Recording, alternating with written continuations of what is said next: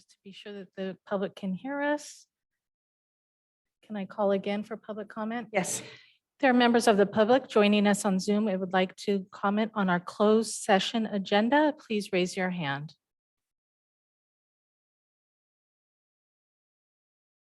Our first speaker is Adina Flores. How much time? 2 minutes, please. Thank you. Okay.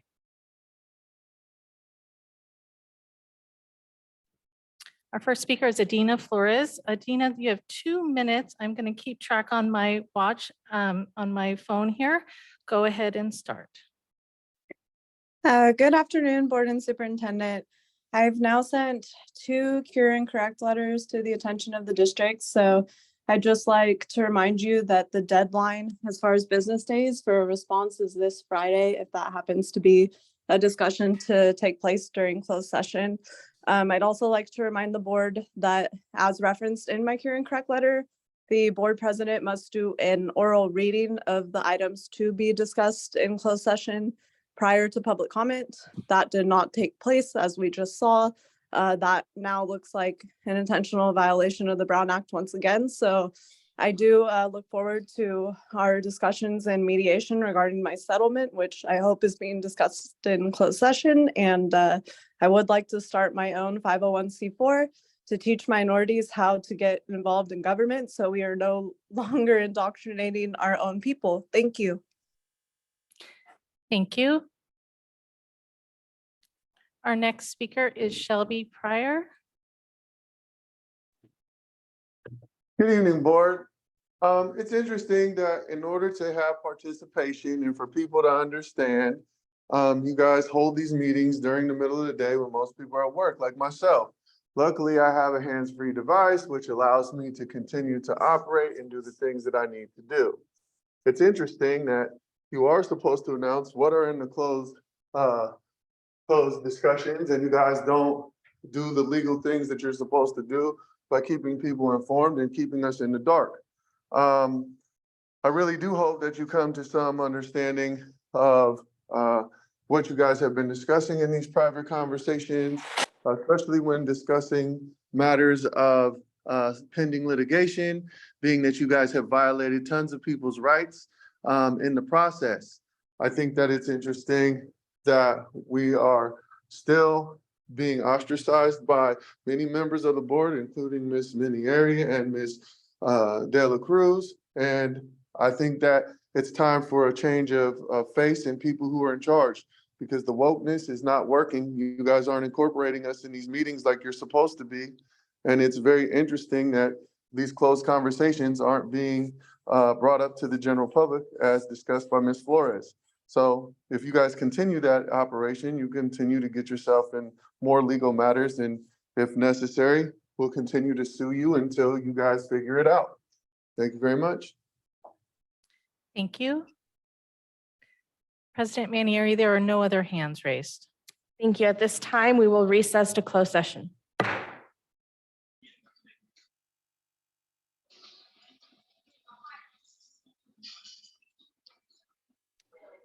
Good evening. Thank you all for attending today's meeting of the Santa Rosa City School Board. Buenas noches y gracias por llegar a la. Opening this meeting Wednesday, June 28th, 2023. We will start our meeting with the Pledge of Allegiance. Please rise and remain standing through our land acknowledgement. I pledge allegiance to the flag of the United States of America and to the republic for which it stands, one nation, under God, indivisible, with liberty and justice for all. Leading us today in our land acknowledgement is Vicki Zanz.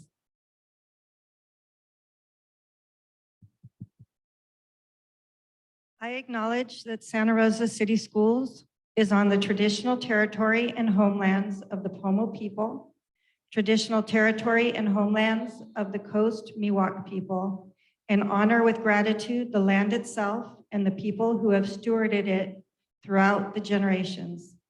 This land acknowledgement calls us to commit to continuing to learn how to be better stewards of the land we inhabit. By offering this land acknowledgement, we affirm Indigenous sovereignty and will work to hold Santa Rosa City Schools more accountable to the needs of American Indian and Indigenous peoples. Thank you. You may all be seated.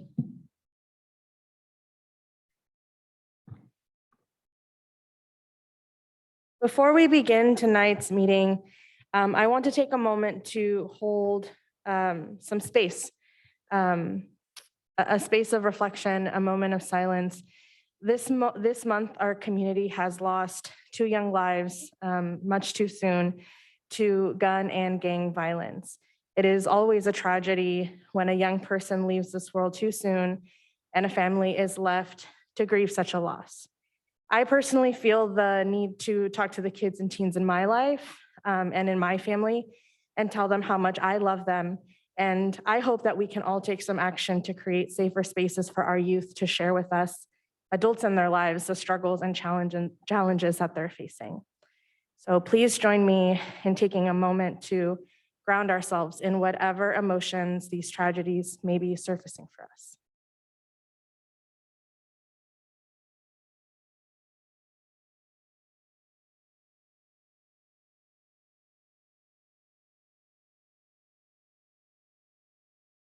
Thank you.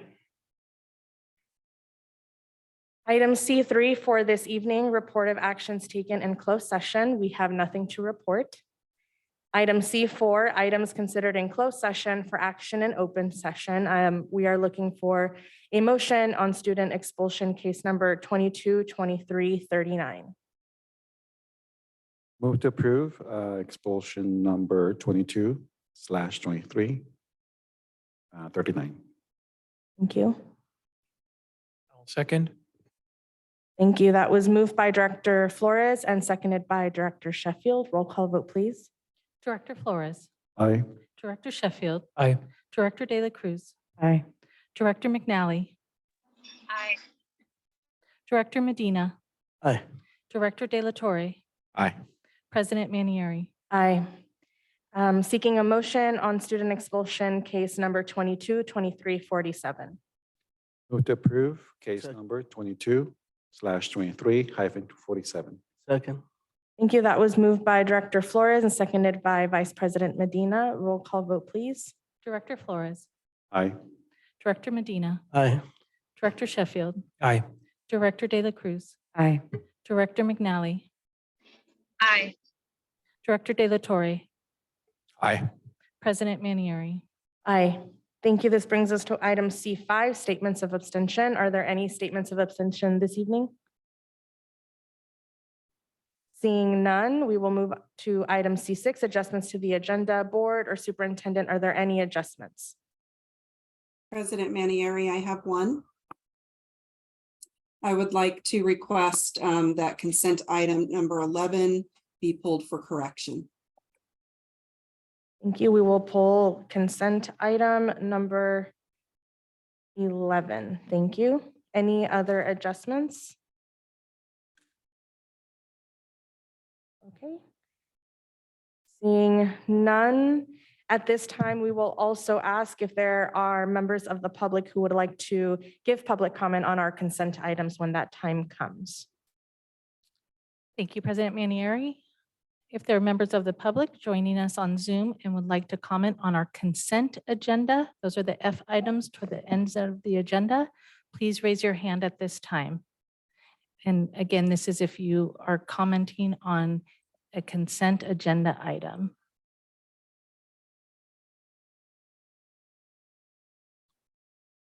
I do not see any hands raised. Great, thank you. This brings us to item C7, special presentation for outgoing board member Lori Fong. So I will hand this over to Superintendent Trinnell. Thank you, President Manieri, members of the board, those who are in person and with me today online. Apologies for not being in person. And I hope that Ms. Fong is in the chambers. And if so, if she could please come down to the bottom and join us at the table. Ms. Fong, as we all know, has been a dedicated employee and board member of Santa Rosa City Schools for quite a number of years. And I feel fortunate to have had the opportunity to work with her for just a few of those. We have two presentations tonight. One is a recognition of Ms. Fong's dedication and leadership as a board member of this very special and outstanding You Rock board. And the other is for your many years of dedication as an educator, a leader, and board member in this district. And so there are two things that we are presenting to you tonight. And I'm going to hand it back to President Manieri. As Melanie, I think, have you provided both of those in front of her? Yes. they're both Okay. there. Okay, and so are they numbered? Or in order? Okay, so we're going to ask Ms. Fong if she could please open each one in order. And then I will hand it back to President Manieri to give the board an opportunity to present comments. But Lori, love you forever.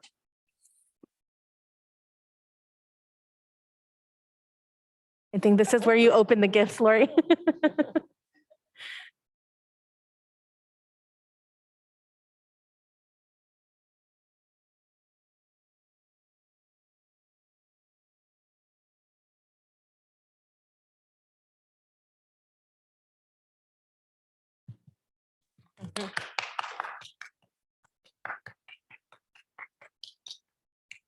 Lori, would you mind reading what's there?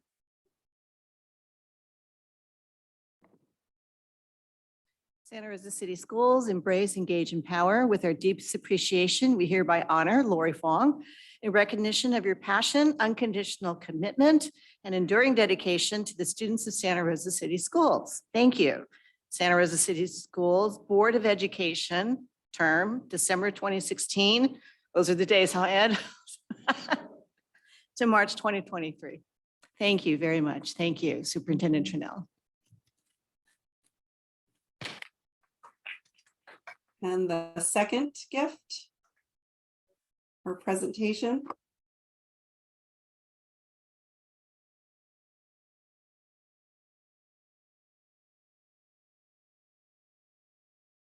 It's kind of looking like holiday season here.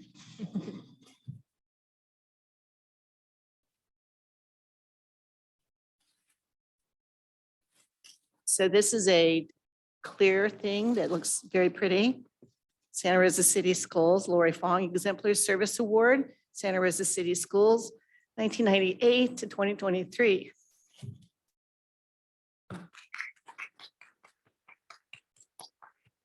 I wondered if the board could go down and take a photo with Lori. Say photo. Did you say photo, Anna? Yes, photo. And then maybe some words after.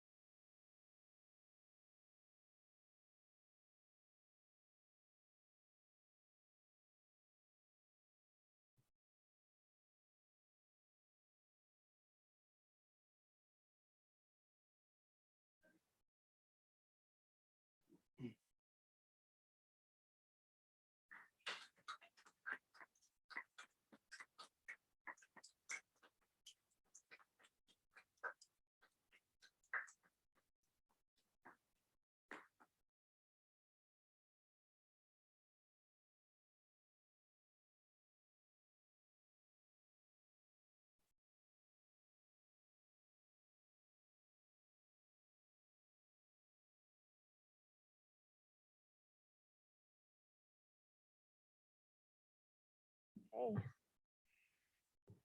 I think this comes back to the board. If there's anything that we would like to express to Lori in her special presentation. I think we're just going to go down the line. Yeah. Director De La Torre. Good evening, Lori Fong. So that glass statue had mentioned that you've been with this district from 1988 to 2023. And there are no words to express the gratitude from my heart for your commitment to this district, and most importantly, your commitment to your students. You embody all of the greatness that we hope for in each and every educator. You embody what we hope an educator is able to bring to the table to connect with their students. For those on this board, for those in this room, for those watching that don't know, 1994, Pioneer High School. I was that 15-year-old student that needed you. And you connected with me, Bolton Valley Prep. That connection has spanned through 2023, and how serendipitous and joyful the opportunity was for me to have this seat for the remainder of your term to help guide and strengthen this community in your honor. So thank you for everything you've done. Thank you for everything you continue to do. And thank you for bringing strength and guidance to that 15-year-old kid that helped me become the man that I am today.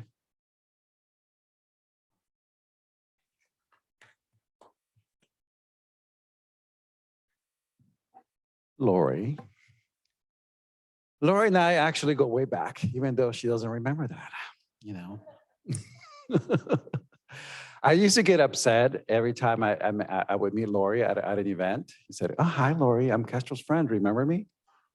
And she would pretend that she didn't remember, but soon after that, I would meet her at another event, and she goes like, "Hi, I'm, I'm Lori. What's your name?" And I'm like, "Oh my God." And this happened, in the span of like, I don't know, 10 years or so. And now I know why. We meet so many people, so many constituents, so many folks that, want a little time, a little bit of our time, right? And keeping track of all those folks, it's quite difficult. So I don't take it personally anymore, Lori. Once I got into the board, she was a person I actually, texted and confided with in terms of, as a newly elected official. Thank you for being, even keel. Thank you for having that, that astute mind to help us through, the most horrific times, which were in our COVID periods. You're candid, your ability to put it plain and simple, and your ability with words said, you must have been an English teacher, huh? It was, no? Well, your ability, to put everything very candidly was very, inspiring. And at the same time, I just want to say thank you because, maybe I didn't say this, but I did look up to you in the way that you were able to look at things critically and analyze them quickly. I envy that in a trustee. So Lori, thank you.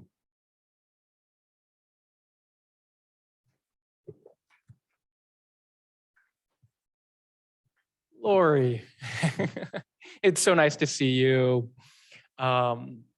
We met at a candidate forum. I think it might have been one of the first times we went face to face, and we had an opportunity for those of you back before we had by district area trustee representatives. It was the entire district, and there were a lot of candidates in 2016, and we all were so different, but you stood out as being the experience. And you spoke from your years of teaching and being a principal and being on school campuses, working with kids, working with families. And that's when I got to know you and started listening to you. You're compassionate. and your experience, your expertise. You're a fighter, clearly a fighter, and with the biggest of hearts. And that shines in everything that you do. Your love for kids. You didn't step down in retirement. You joined a school board. And then you took it one step further by becoming active in CSBA and taking that leadership reins. That is testament to the person that you are, the leader that you are, the pillar in the community that you are. I'm so glad that I've had the opportunity to work with you. We've been through so much budget shortfalls and labor negotiations and fires and more fires and superintendent hires and pandemics and distant learning and return to school. We really went through everything. And I love being in the trenches, fighting with you, fighting for the things that we believe in. And your leadership on this board, you definitely set the tone for this board and our growth. And I love the experience working with you. Thank you.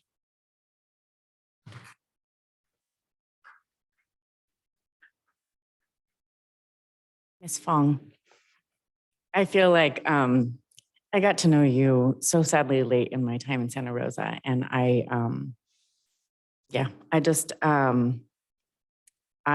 very much benefited from your experience being a lifelong teacher and also so deeply curious. That combination is so powerful, and I love the way that it makes the people around you feel, because it just awakens something in each and every one of us when we're in your presence and you ask these great questions that you probably already know the answers to. But the conversations that come out of that curiosity and that love for the people around you, it's just, you can just feel it every time we're in your presence. I'm so grateful for that. I am also so grateful for the way that you stepped into a very challenging situation for our district and the school that you love so deeply, with kids that you love and educators that you love, and just right back into it so seamlessly with so much grace. I love that you jumped into leadership with the Asian Pacific Islander School Board Association, being their president and bringing that little organization to statewide presence in the ways in which you showed up, and we all showed up right behind you at CSBA every year, because you are our leader in so many ways. And I just want to thank you for your badassery, for like your fire, for I made up a word, I know, sorry. And just so grateful for having gotten a chance to work with you and learn from you and soak you all up for the little time that I got to do that. And I wish you so much fun and so much joy in truly being retired. Good luck with that. And I just love you so much. Thank you.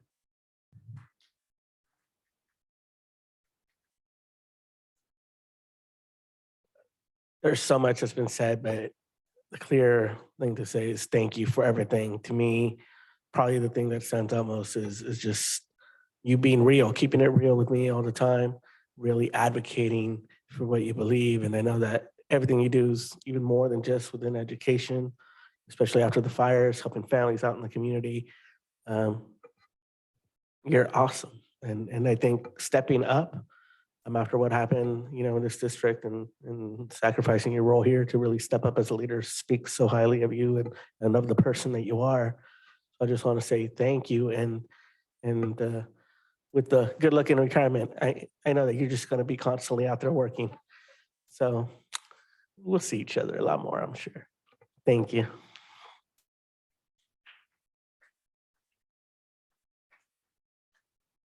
Thank you, Lori, for your dedication and your commitment. I had the real pleasure of working with you both on this board and outside in our community to support folks that were literally coming to your door with needs, and you, just the way that you show up so presently, so fiercely for people, and not just people, but people who need help the most.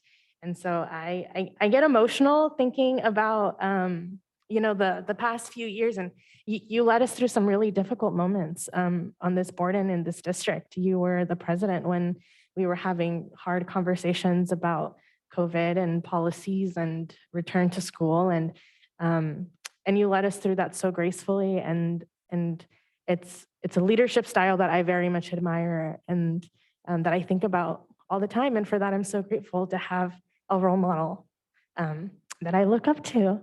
And so thank you. Thank you for stepping in. And this transition felt, abrupt because it was. And I think that your confidence in stepping into a position to just support a community that you love so much is incredibly inspiring. And I was there when I saw you make that decision. I'm gonna go back and I'm gonna be the principal, and I know what that entails. I know I'm gonna have to leave the board. I know I'm gonna have to give up my presidency with the Asian Pacific Islander board. And the confidence with which you did that was honestly, it was striking and powerful. So thank you for everything that you bring, not only to public education in Santa Rosa and in Sonoma County, but to this community. We're so lucky to have Lori Fong here.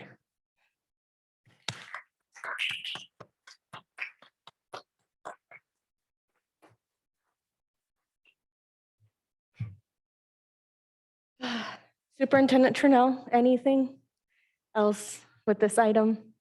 No, I think it's been well said, and just can't say enough words to express our appreciation for Lori. So thank you again. Thank you. This brings us to item C8, our public comment on non-agenda items. At this time, we will open this meeting for public comment on non-agenda items only. Speakers are limited to 2 minutes each. During public comment, we kindly ask that speakers maintain a respectful and civil tone, keeping in mind that differing opinions are welcome. Personal attacks, offensive language, or disruptive behavior will not be tolerated. Please be aware that persistent disruptions may result in a warning, and if necessary, further action may be taken as outlined in our policy guidelines. Thank you for your cooperation in creating a constructive and inclusive meeting. I will start with the blue cards that I have here in the chambers, and then we will move to our remote attendees. And first we have Karen Wagner, followed by Michael Hilber.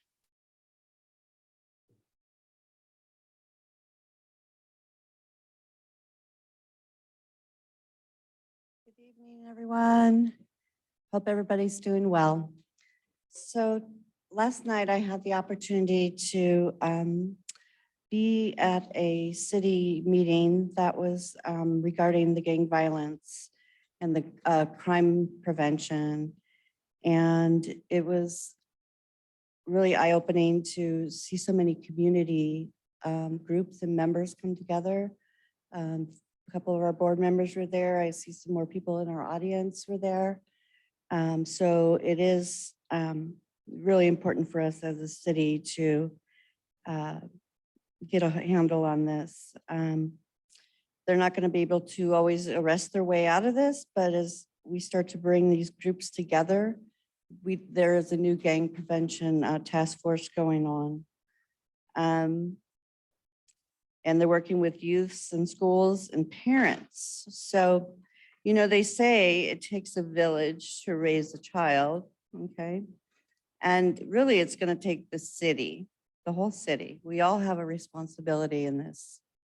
So, as a school worker, I work with these youth and I see them, and it's really important that I think like with the SART actions that we have in place, that we're going to be able to do our part, and really get a handle on this, this anger that's going on between the gangs. So, and then I have granddaughters that are going to be coming up in the school, pretty soon. And, I would like to have them protected as well. And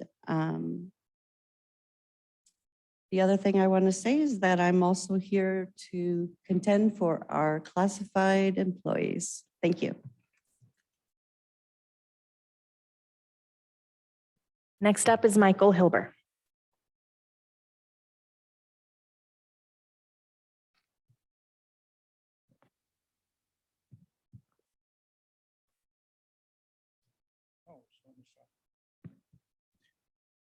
Good evening, Michael Hilber, Santa Rosa.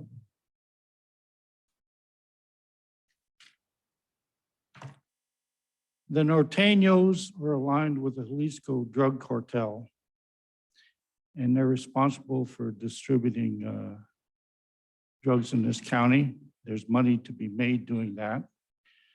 So that's a lot of the motivation to join a gang.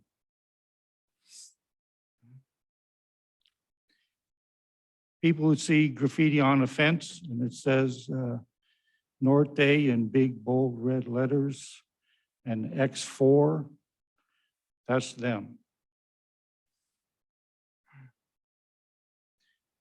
Reason I bring this up is people are coming forward saying that there's significant gang activity in the secondary schools. There's harassments and bullying and even recruitment. And there's been stories from recent graduates and parents of current students who said things like a young person will be approached and asked if the gang affiliation, and if not, why not, and pressured to join and stuff like that. And it's even been claimed that that minor incident in Montgomery, the underlying cause was gang conflict. So that raises the important question, are the secondary schools infested with gang members? And if so, what, if anything, is being done about it?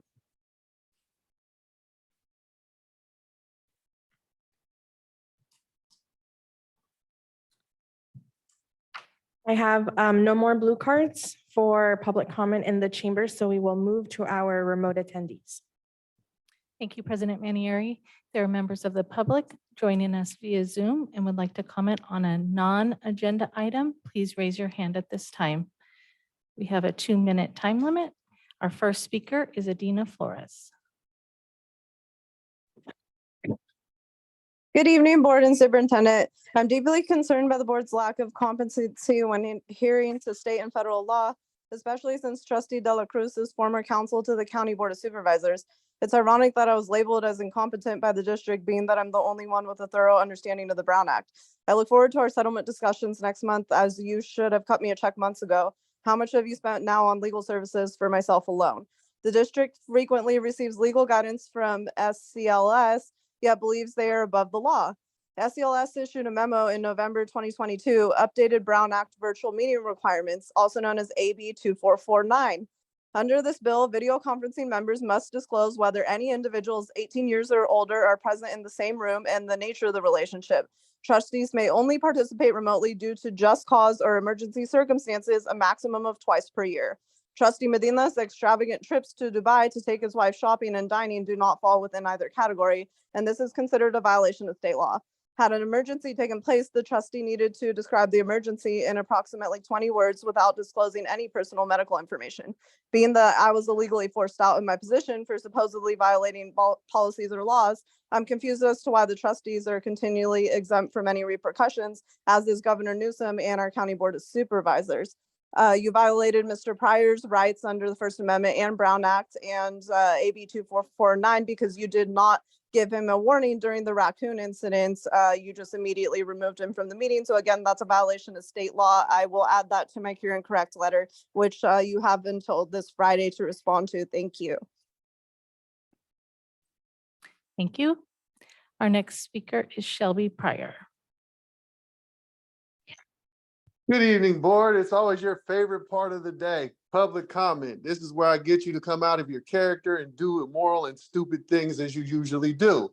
I'd like to touch note on the fact that We basically publicly just announced the fact that we have correspondence outside of this meeting about individuals in the community, specifically me, which is a violation of the Brown Act. You conduct business with one another outside of these meetings, which is not okay. Ms. Dela Cruz, I love you wearing a mask. Saw you during the event, during the festival for Juneteenth, which as usual, you know, you do your glory standing and try to act like you're whatever. You weren't wearing a mask. I have tons of photos. Make sure to go ahead and see that you're full of political theater. Also, there's a great story about how you basically screwed over all of the Latino workers where you're from. I will recommend everybody to go read that and we will share it. Let's also talk about the fact that out of all of you guys, the only brave person amongst you is Mr. Medina. Met with him last week. It was really great to sit down, have a real conversation, and be able to understand where we stand in our differences, but yet be suitable to do so. Thank you, Mr. Medina, for being brave, unlike these cowards. And finally, since we only got about 30 seconds or so, let's go ahead and talk about Miss Lori Fong. Her lovely little stint of being on the board caused 2 children, one to lose its life and the other to be in prison probably for the rest of his life or pretty close to there.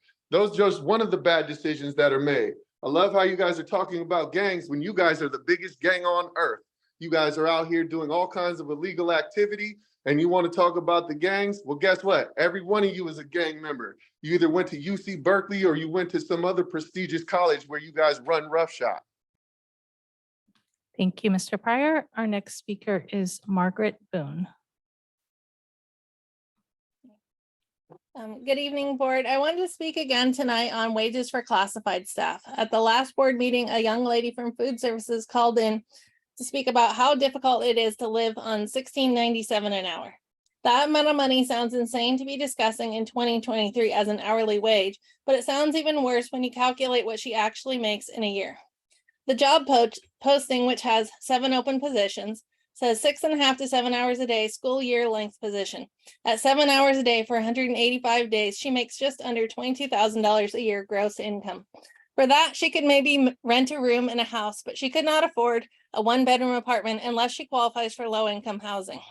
When I worked for Safeway in the late 90s, early 2000s, it was a really good union job, the kind you could support a family with. Part of our training was all this anti-Walmart propaganda saying how Walmart has cheap prices because they subsidize their employees' paychecks with government programs, with welfare in the form of food stamps, low-income housing, Medicare, etc., rather than pay a living wage. That propaganda was effective because it was true. Are we at Santa Rosa City Schools doing any better than super corrupt Walmart? We have a board largely made up of equity and labor leaders, people out there in their daily lives fighting for equity for our marginalized communities and for rights for labor groups. That's very honorable work. But then here at Santa Rosa City Schools, we have people making less than minimum wage. We have people working full time and taking home not enough money to even pay rent on a 1-bedroom apartment. Where is the equity for our employees? Where are the labor rights for our laborers? Most people won't work for poverty wages, and no one should have to. Those that do now do so for our students, and that's the only reason. They deserve our support, and that doesn't mean raising the lowest paid to $19.20 an hour, which is still only $25,000 a year gross income. We need to do better. Thank you. Thank you. Our next speaker is Lynette Casey. Good evening, board. And I wanted to talk about a couple of things. One is the classified wage and the negotiations that are going on.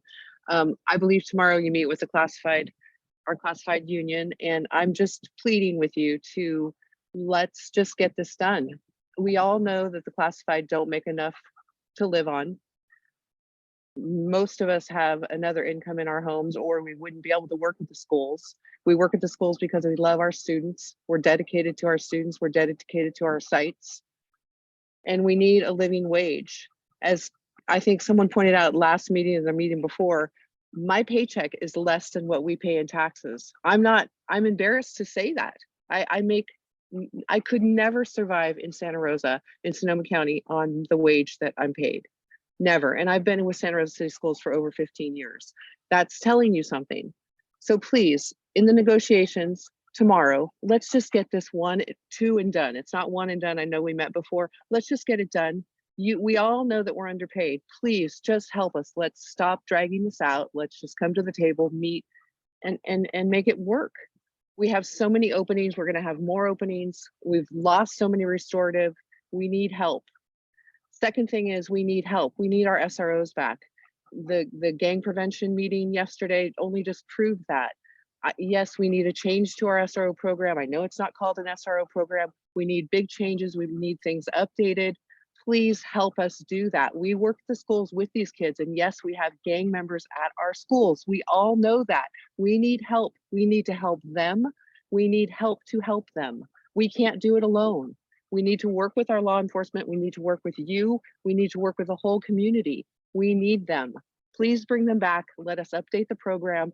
Just like the SART team asked, please relook at it. Please, I'm asking you from my heart, we need them. Thank you, Lynette. Our next speaker is Maria. Maria, can you please state your full name for the record? Maria Posey. Can you hear me? Yes. Well, employees like the last one that is speaking up for the students as far as their safety, those are the kind of employees that deserve a raise. As far as people that deserve a raise, definitely not teachers, and they should absolutely get a cut in funding since they are no longer De La Cruz rolls her eyes. Since they don't, I'm sorry, they have proven to not be essential employees. The last one actually is right. It should be about the children.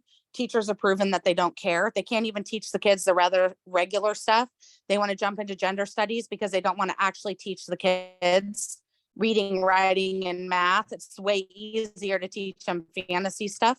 You need to get the SROs back on campus. I'm waiting to find out some more information about Omar Medina and having to be at the meetings. So many are not allowed to miss so many on traveling. So that'll be interesting to find out more. I just heard about that today. I would love to see this whole board have to step down, and I hope Adina finds more and more information to make that happen. And I'm looking forward to seeing all of you have to apologize because you were all wrong on putting out the one person who was there protecting parents and students. All of you should be ashamed of yourself, and you're disgusting. President Manieri, there are no other hands raised. Thank you. This brings us to our reports for the evening, and we will start with item D1, California School Employee Association, CSEA Santa Rosa 75 report, and I will hand it over to President Lehman. Good evening. Can you hear me? Hi, so I apologize to Lori. I made her stay because I want to say something about her. Good evening, President Sheffield, Superintendent Trinnell, Board of Trustees, the community, and classified staff who are present, and those who are listening on Zoom tonight. May we join together with the community to end these tragedies. A special thank you from CSEA to Lori Fong for her dedication and steadfast support. We want to express our sincere appreciation for your stepping in for the students, the community, and all of us at SRCS when we needed you most. May incoming administrators, principals, teachers, and staff be inspired by your perseverance, and may we learn from your example and serve our students better in the coming year.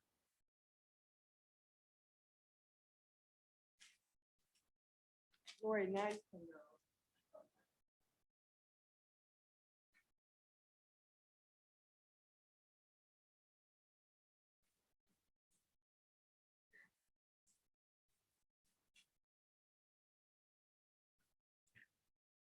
We also want to thank Renee Jackson. Your positivity and kindness over the last 13 years with multiple superintendent and assistant superintendents has held the district office together. We thank you for your genuine connection you served between us and the administration. We will miss you.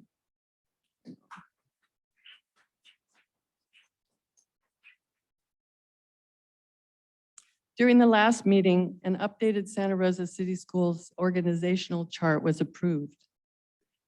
Organizational change is to be expected and needed at Santa Rosa City Schools. But reorganization can affect our jobs, morale, and efficiency in providing for the students we serve. We are concerned about the many administrators, teachers, and classified that will have resigned or retired by this Friday. Is this the largest mass exodus the district has ever seen? I hope they were leaving for personal reasons. How many new employees will be coming in? Will this be an opportunity to encourage a more positive, safe, and trustworthy culture?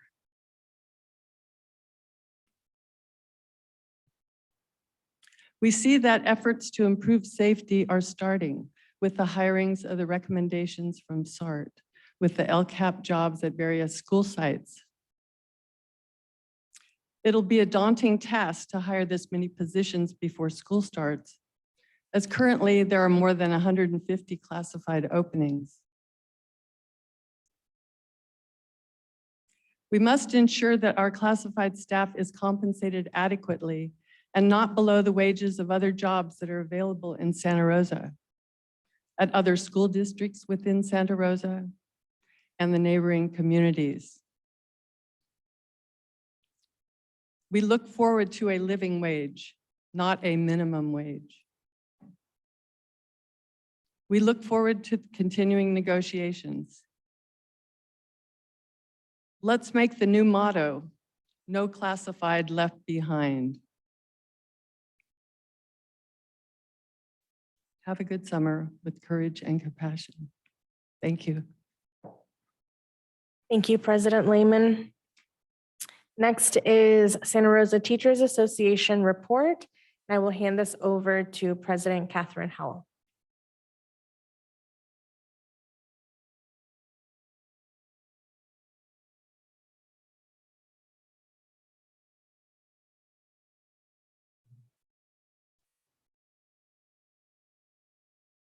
Good evening.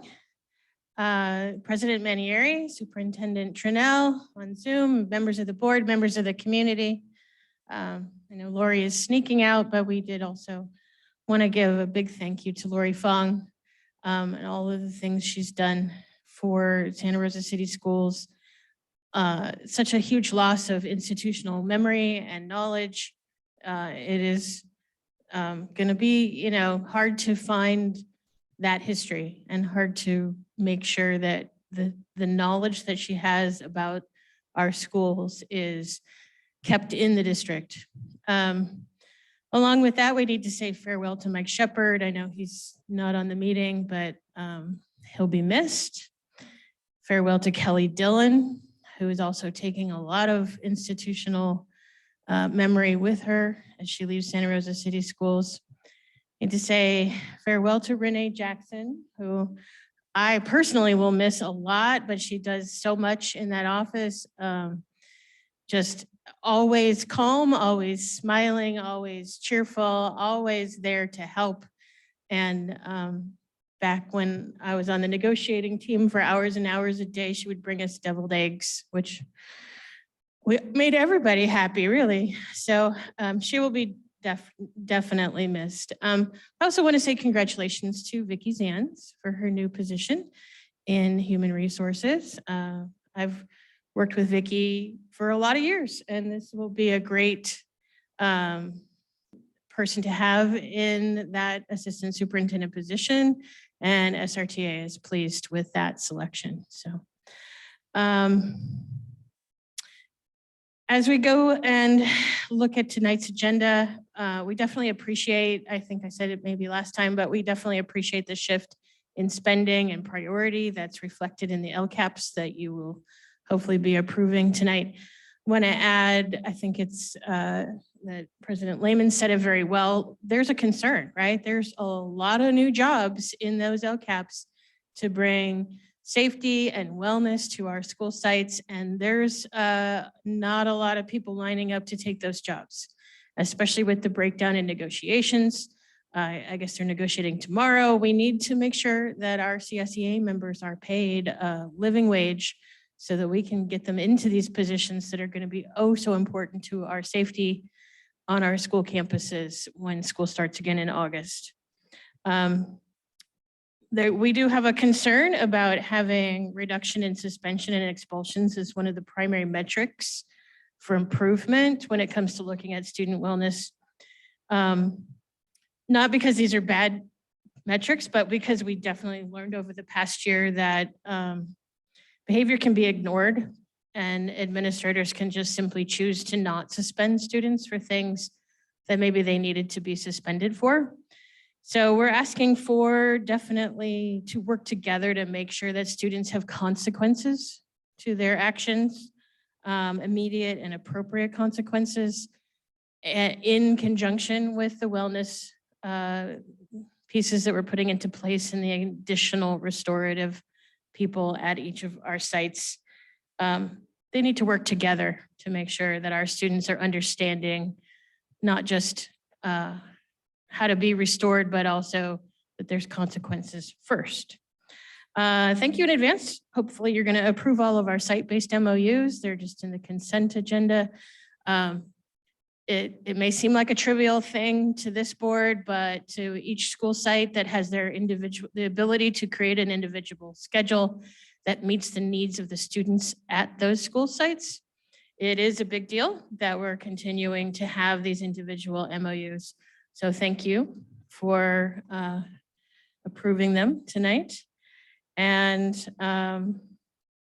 we're looking forward to looking at the next steps, hearing more about the parcel tax initiative. And because we know that this funding can and should be used for salary increases for what seems to be people at all levels, the CSEA, employees, SRTA, and administrative level, just because, like President Lehman said, we are seeing a mass exodus from this district. We need to figure out how to keep people here so that we're not losing so much knowledge and losing so much institutional memory all at the same time every year, which is how it's felt for the past few years. So thank you for that. Thank you, President Howell. Item D3, Superintendent Report. I will hand this over to Superintendent Tranel. Thank you very much, President Manieri, members of the board, those who are in person and online. I'm going to start with a somber note, and that is that the recent tragedies involving youth in our community is very heavy on my heart, on our hearts. Our youth,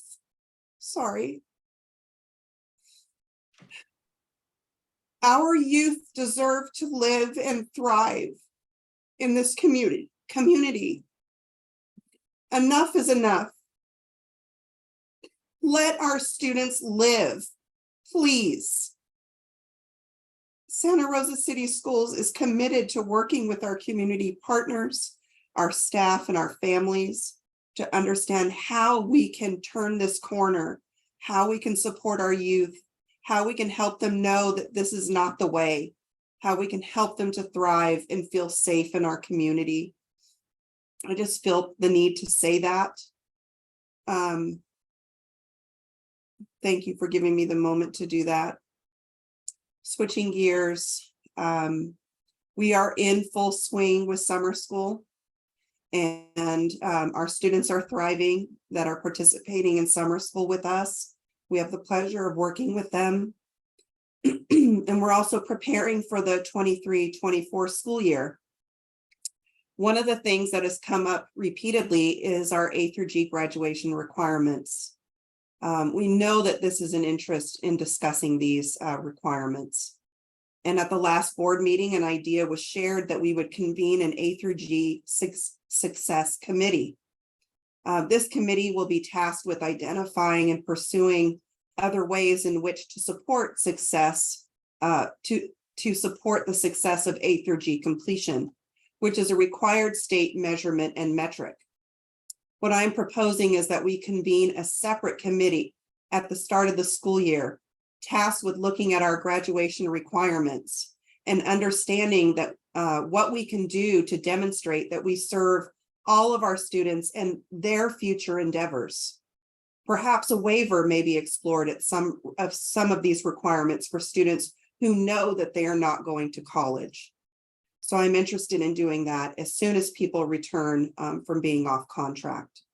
Also, we want to remind everyone that we are unveiling updated district and school websites starting July 1st.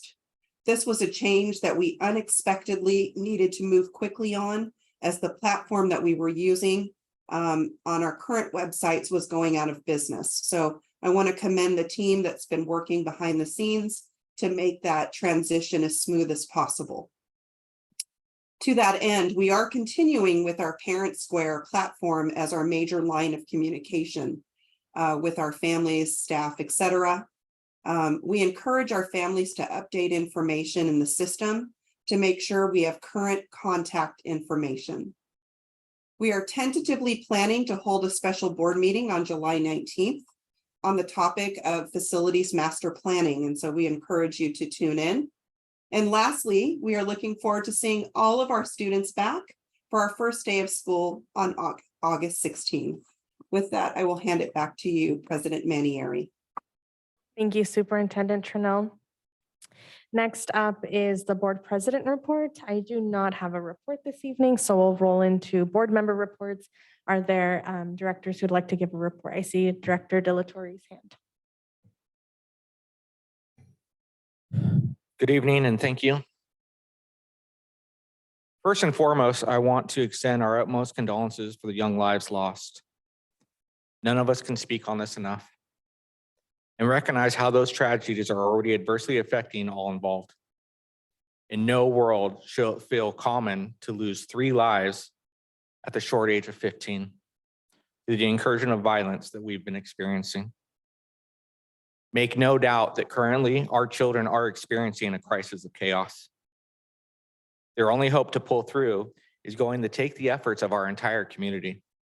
To do our part, our children need hope, respect, trust, structure, guidance, consistency, and for us to mentor and believe in them so that they can believe in themselves. All aspects of our community have to take accountability for our parts. Every seat at that table has to step up and do better.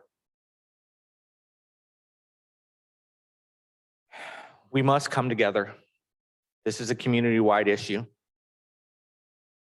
And it must be okay to ask questions and continue to ask questions. What are we investing in? And are those investments working?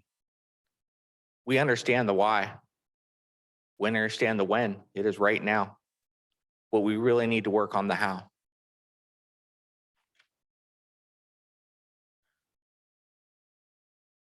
We need to work better on instilling the love and confidence that they believe in themselves enough to understand that they know they can grow and thrive. From personal experience and from coaching youth for the last 25 years, I understand there can be no greater resource than a positive role model, a mentor, a coach, a teacher, a community member that has made a personal connection with that child going through a rough patch to understand that they're not alone and that they can achieve more than what their struggles are. This is too important to not change. It's too important to wait. I would like to ask, how can we change the system to better equip our teachers to connect with our students? I want to be a part of any and all solutions. I want to continue the conversation. I want to be available.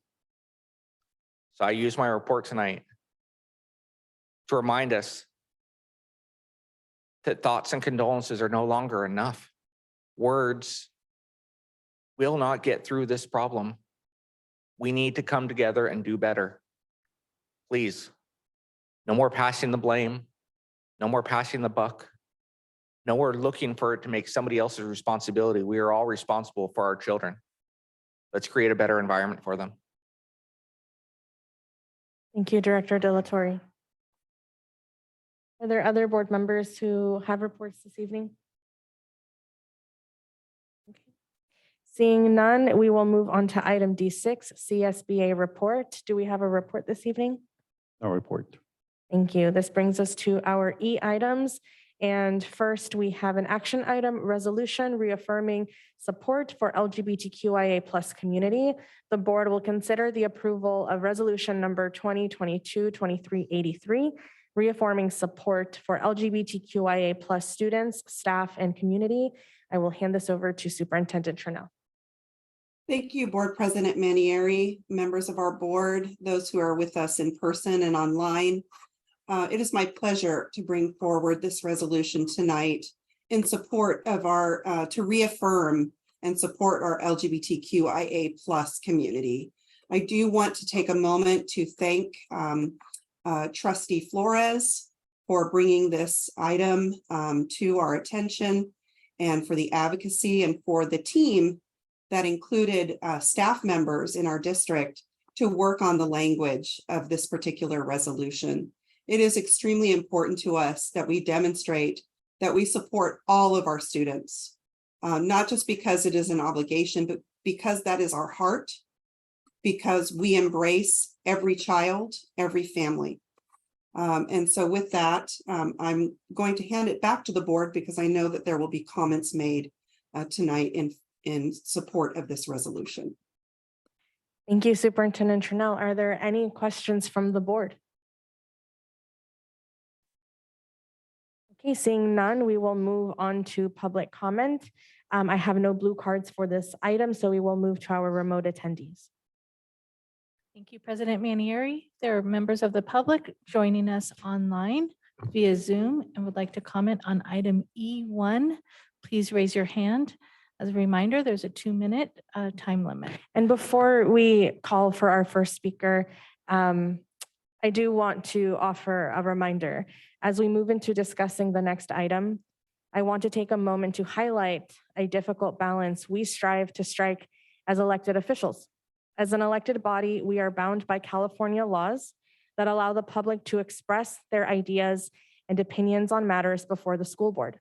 Sometimes when people express their ideas, which can encourage unlawful discrimination that can be demeaning and hateful, and as we, the board, sit and listen, that does not mean that we agree with those statements. The board cannot limit speech based upon content that we might agree or disagree with, so long as those are issues within the board's jurisdiction. In that spirit, I want to remind all of the members of our community that we want to have a respectful dialogue on the issues. Should your comments rise to threats or hate speech that threatens the safety and well-being of others, including our students and staff who are here, I will take the appropriate action under the law to stop the disruption at this meeting.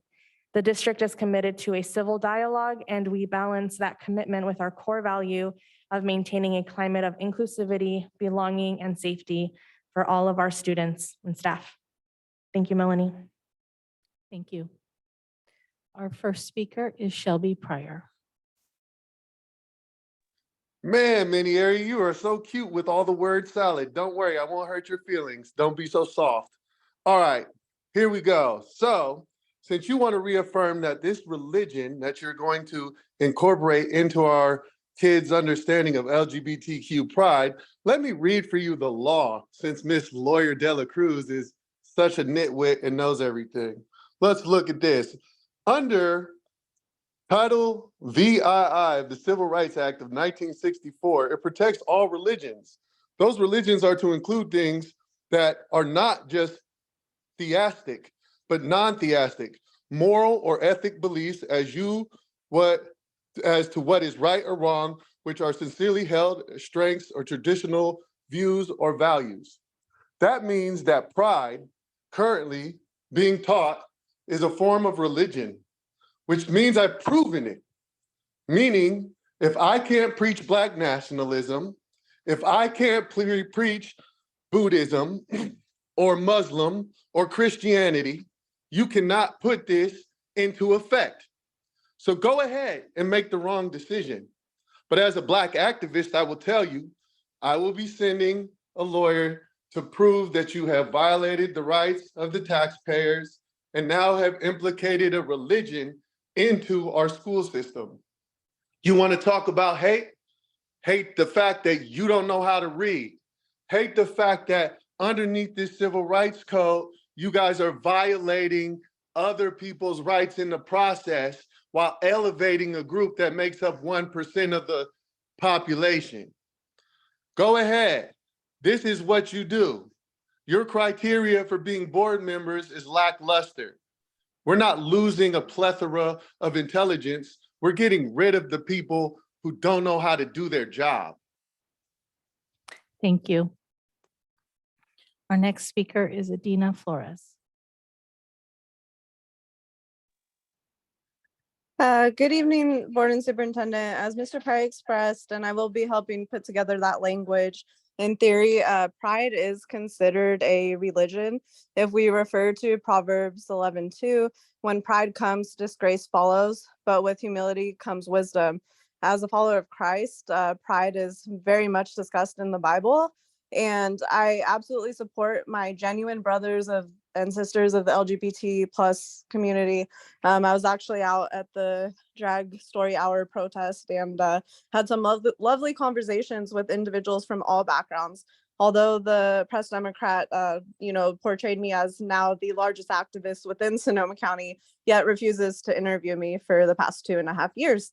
That being said, these initiatives have nothing to do with the best interests of our community based on the fiduciary sponsors and at the international and national level behind these initiatives. This is entirely about discouraging minority groups from reproducing, but we don't teach that history in our schools. And I can actually show it through forensics, which is what I do on a daily basis. So like I said, I love and support everyone, but I don't appreciate indoctrination in the school system. We have not acknowledged, the entire board has not acknowledged that this is actually Black Music Appreciation Month. Black lives don't actually matter in Sonoma County. Ms. Palacios, our former Healdsburg councilwoman, actually had her engine destroyed recently in her car and a noose put on her seat. I've spoken up about that. I haven't heard anybody else on the dais, care about this whatsoever. So I would encourage us to not continue to indoctrinate our communities, but actually stand up for them. It'd be great if one trustee on this board could actually do that. Thank you so much. Thank you. Our next speaker is Noah Lewin.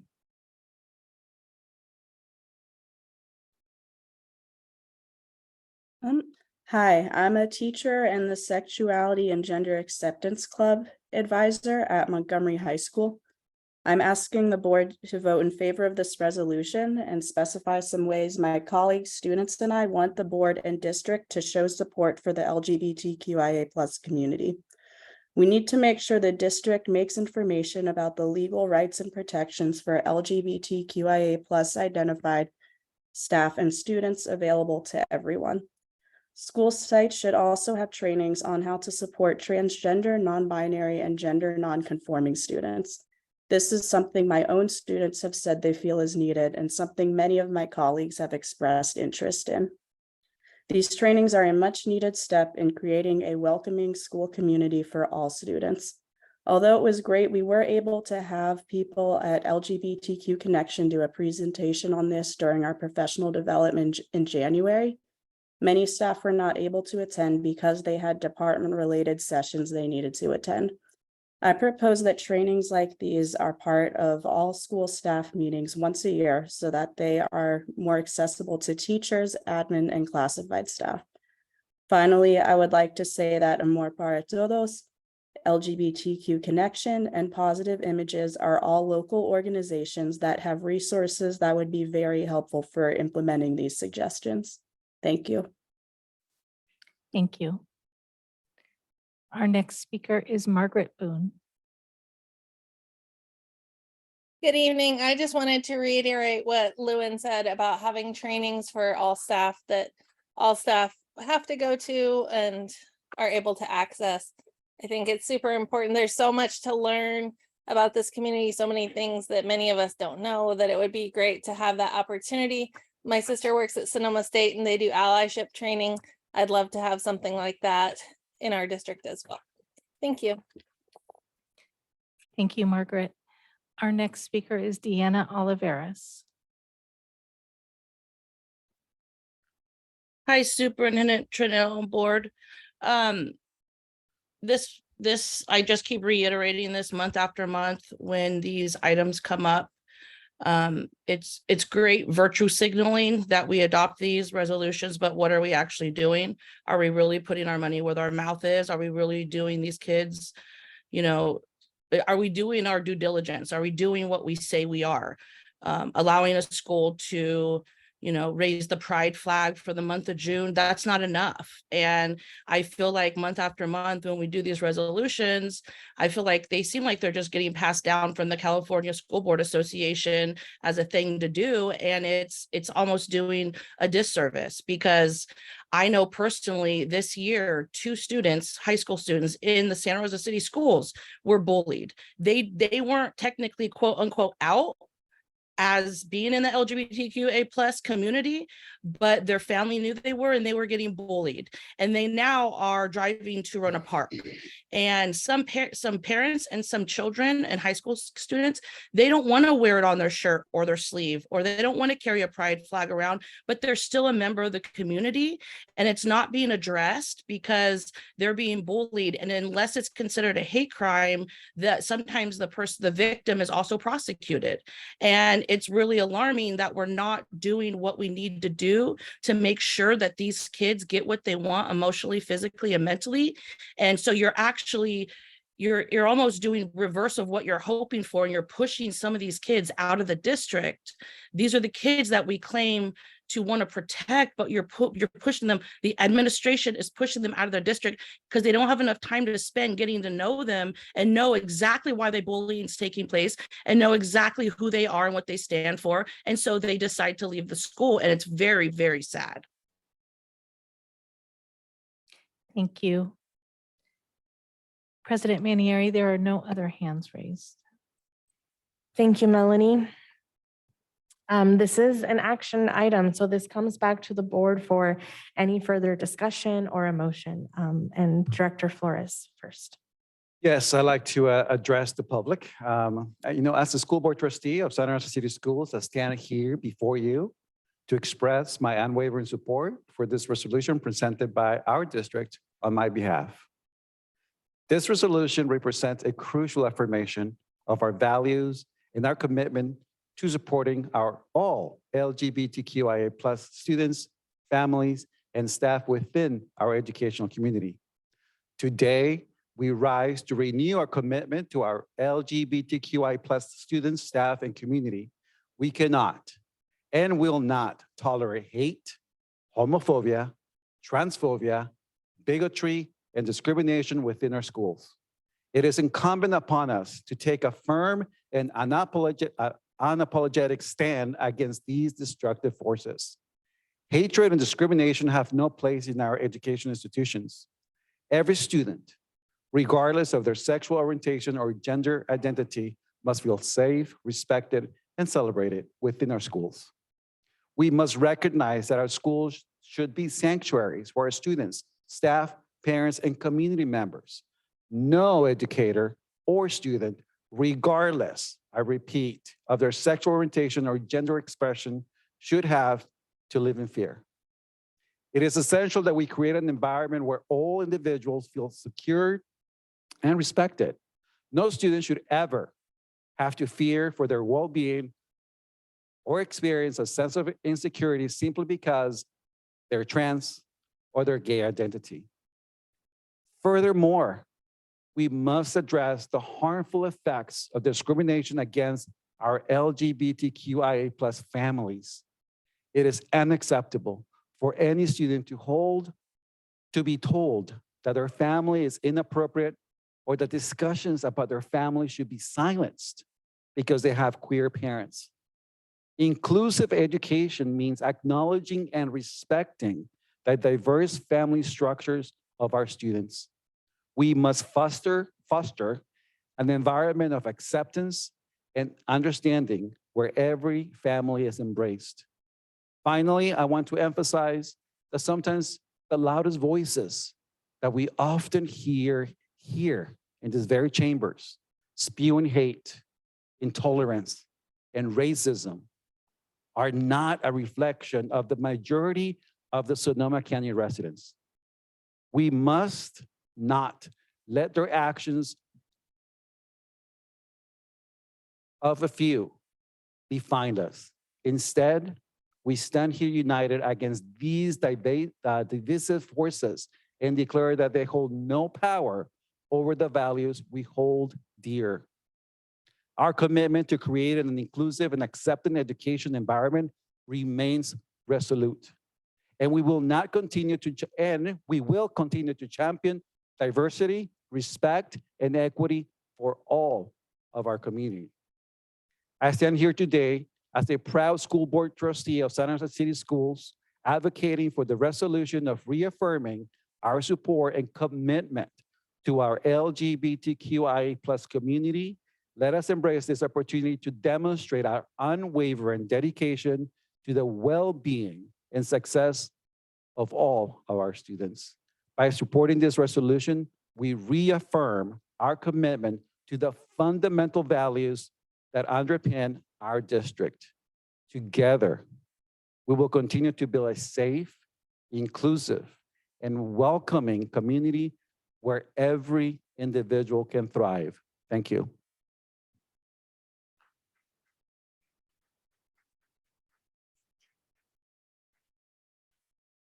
That was very beautifully said, Director Flores. Thank you. Director De La Cruz. Whatever said, times two. Thank you. I just wanted to add my gratitude for the bullet points after the now, therefore, let it be resolved with some very clear, actionable work that we are holding ourselves accountable for, that is laid out in beautiful language for our community to understand the ways in which we will live our values and we will act our values every day in our systems. And you are loved, you are seen, we serve you, and we will do everything we can in our power to make sure that you are safe and you are cared for. Thank you. Thank you, Director De La Cruz. Director Medina. Thank you. Well, echo now times three.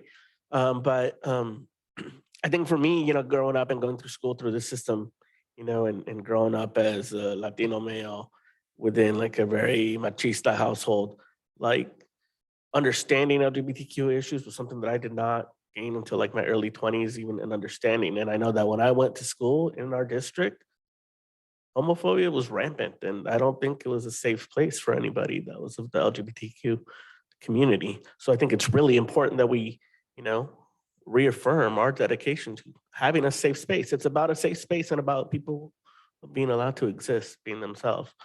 So thank you, Trustee Flores, for really bringing this forward. And I think my question to Superintendent Tranel in terms of the follow-up to some of this is, especially like in the curriculum materials and resource review and all that stuff, is there a timeline when we should be expecting to like see follow-up on some of this stuff? And the bullet points around the different like dates to be celebrated, is that stuff that can go in our calendar that we could highlight in the calendar, future, calendar that we have for the district? I can answer yes. Our team will be looking at this. There is work that we've already done in our district through some of the way that we've adopted some of our curriculum. Given the timing, we are happy to bring back an information item to share with the board the activities and actions that we take upon our district to support this work. And I also think it's an opportunity to highlight, as has been asked for us in other measures, to ensure that our students know the resources and services that are available and supports that are available. So, excuse me, we can bring back some information for the board. And just to follow up on that, I think any work that we do, it would be cool if we could do like some sort of manual or guide or even a web page that was dedicated to show what that work has been done, that could serve as a resource for both staff, families, students, whoever. I think that it's constantly updated and also has resources, our different partners and organizations that exist. Thank you. Thank you. This is an action item, so we are looking for a motion. Director Sheffield. So for inclusivity, for acceptance, for safety, with love and strength, with unity and pride, I move that we approve this resolution reaffirming support for our LGBTQIA+ community. I second. I second. Thank you. That was moved by Director Sheffield and seconded by Director De La Cruz. Roll call vote, please. Director Sheffield. Aye. Director De La Cruz. Aye. Director McNally. Aye. Director Flores. Aye. Director Medina. Aye. Director De La Torre. Aye. President Manieri. Aye. Thank you.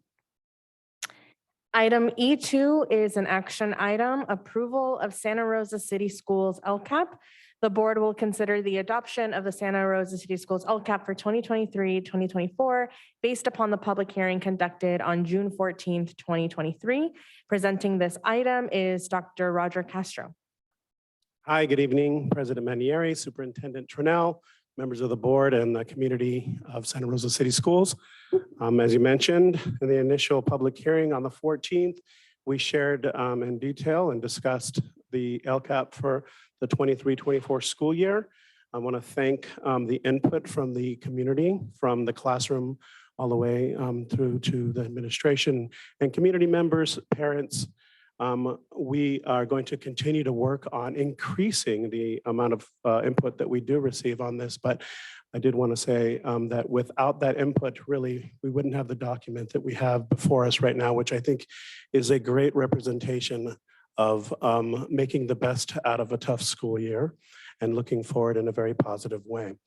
To that end, then, we procedurally have to circle back and approve the document. So the requested action tonight is that the Santa Rosa City Schools Board of Education adopt the Santa Rosa City Schools LCAP for the 23-24 school year. Thank you, Dr. Castro. Are there board members who have questions on this item? I'd like to move to approve the adoption of the Santa Rosa City Schools LCAP for 23-24. Thank you for all the wonderful work in bringing it forward for such rich discussion. A second. And I just have one, I'm hoping that maybe we can take the time as it's been moved and seconded. Maybe you can share with us some of the input, share with the public some of the input that we received that all went into this, because there's a lot of thanks that we need to give out. So to give some examples, so we held community meetings, both hybrid and in person. We had meetings with our bargaining members. A good reminder, or not a reminder for me, but learning in terms of timing, how to best present that information, something that we're going to continue to work on next year. There were some things this year that caused some interruptions in terms of the planning and the writing of the document, obviously in the spring. Just a number of different meetings, like I said, we had building cohorts of schools, so feeder patterns. Like I said, I think one of the things that is a learning for me is how we can get more community input, but those are some examples right there. And then what we did is we took the input from those meetings and we created themes that then helped us look at how what we had originally planned in this second year of a 3-year document was really starting, how that was settling in and how the community was feeling about that.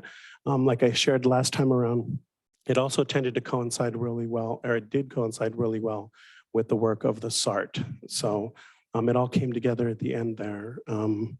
That's why you have, I think, a document, like I said, is a pretty good representation of some of the work that we need to focus on moving forward.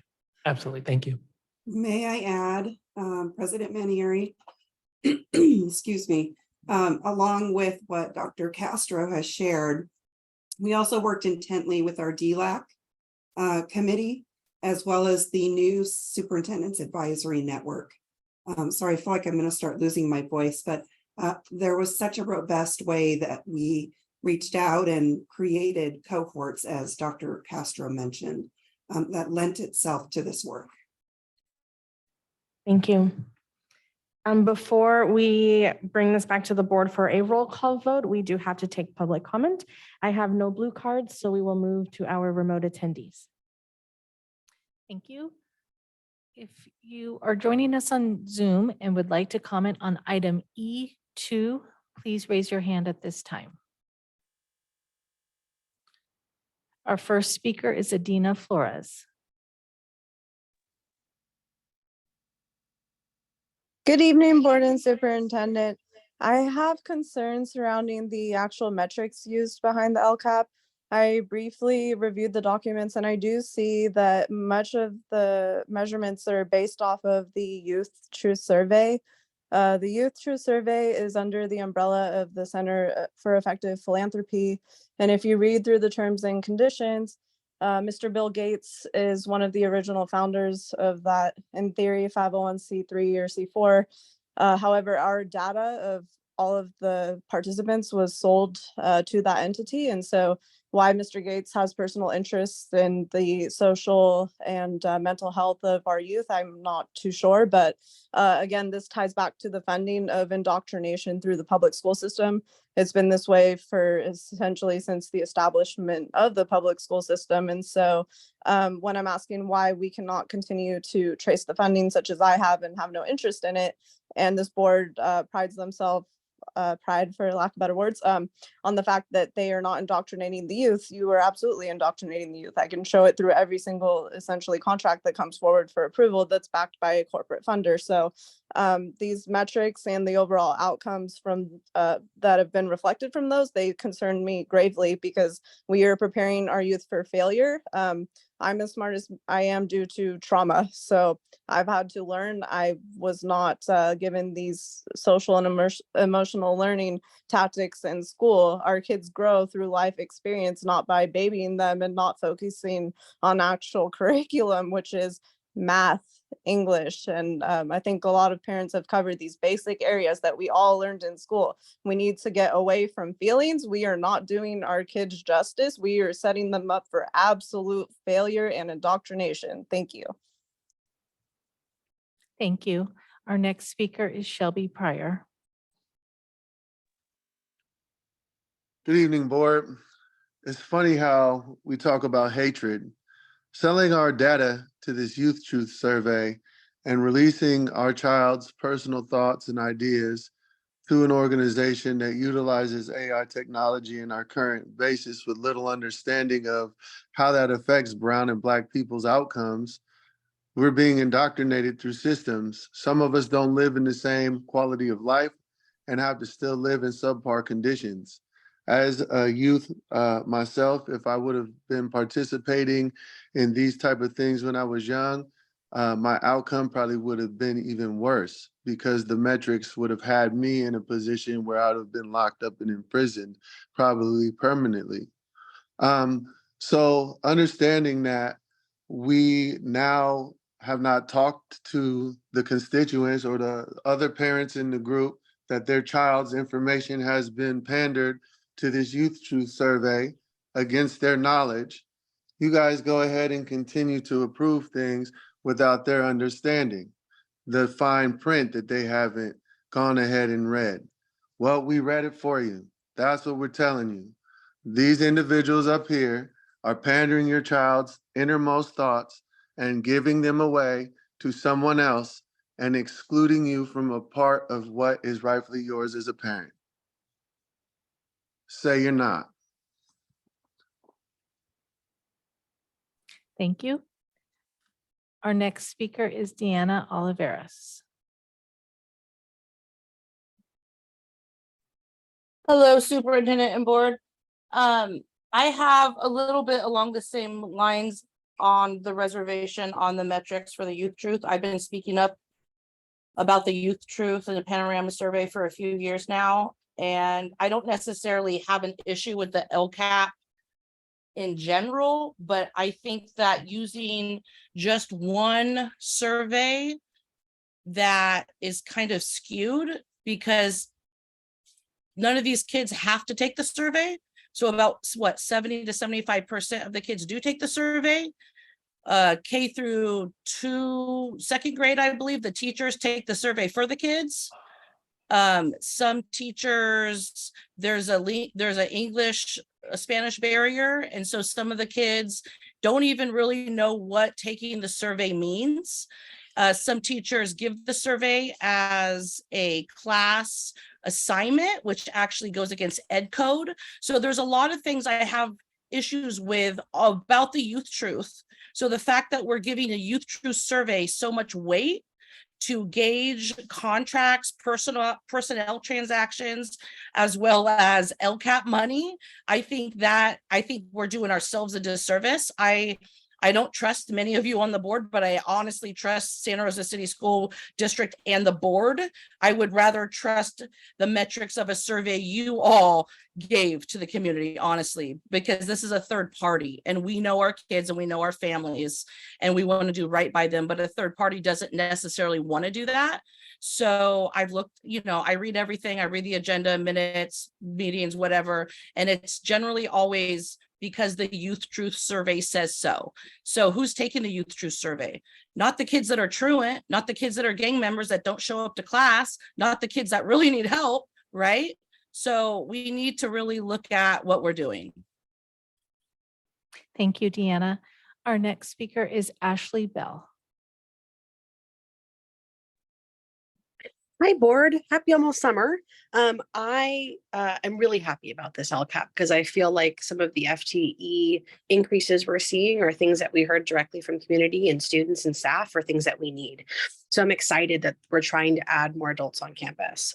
But I want to reiterate what a lot of my colleagues have already said tonight, that this increase in FTE is only going to be possible if the wages that we're paying are livable, whether that's for SRTA or CSEA. So I hope that as we lead with creating safer spaces for our students and adding more adults on campus, that we are also focusing on those negotiations with our labor partners to make sure that we are creating jobs that are sustainable for our staff members so that we can have people who are invested in our students and our community and able to afford to live here. So thank you. Thank you, Ashley. President Manieri, there are no more hands raised. Thank you, Melanie. This comes back to the board for a roll call vote unless there are any further comments from board members. Okay, well, before I call for a roll call vote, thank you to the team who made this possible and for conducting all of the community meetings and really necessary conversations to get to this point where we can have conversations about increasing our FTE and how what our school year is going to look like. So thank you to the team who made this possible. Roll call vote, please. Director De La Cruz. Aye. Director Medina. Aye. Director Sheffield. Aye. Director McNally. Aye. Director Flores. Aye. Director De La Torre. Aye. President Manieri. Aye. Thank you. This brings us to item E3. Another action item, approval of Cesar Chavez Language Academy LCAP. The board will consider the adoption of the CCLA LCAP for 2023-2024 based on the public hearing conducted on June 14th, 2023. And I will hand this over to Dr. Castro and Principal Diaz. Thank you very much. I believe Principal Diaz is available over Zoom if necessary, but once again, this is an item that was brought before the board on the 14th of June, and tonight's requested action is that Santa Rosa City Schools Board of Education adopt CCLA's LCAP for the 23-24 school year.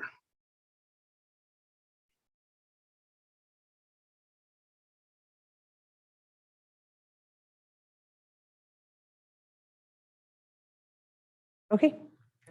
Are there any questions from the board? I wasn't sure if Principal Diaz was going to show up on screen Oh, for us. no, not Okay. necessarily. No, only if you need it. Okay. Are there any questions from the board for this LCAP? Okay, so we will move on to public comment. I have no blue cards, so we'll move on to our remote attendees. There are members of the public joining us on Zoom and would like to comment on item E3. Please raise your hand. President Manieri, there are no hands raised. Thank you. This comes back to the board for a motion. I'd like to move to approve the CCLA LCAP. Second. Thank you. That was moved by Director De La Cruz and seconded by Director Flores. Roll call vote, please. Director De La Cruz, Aye. Director Flores, Aye. Director Sheffield, Aye. Director McNally, Aye. Director Medina, Aye. Director De La Torre, Aye. President Manieri. Aye. Thank you.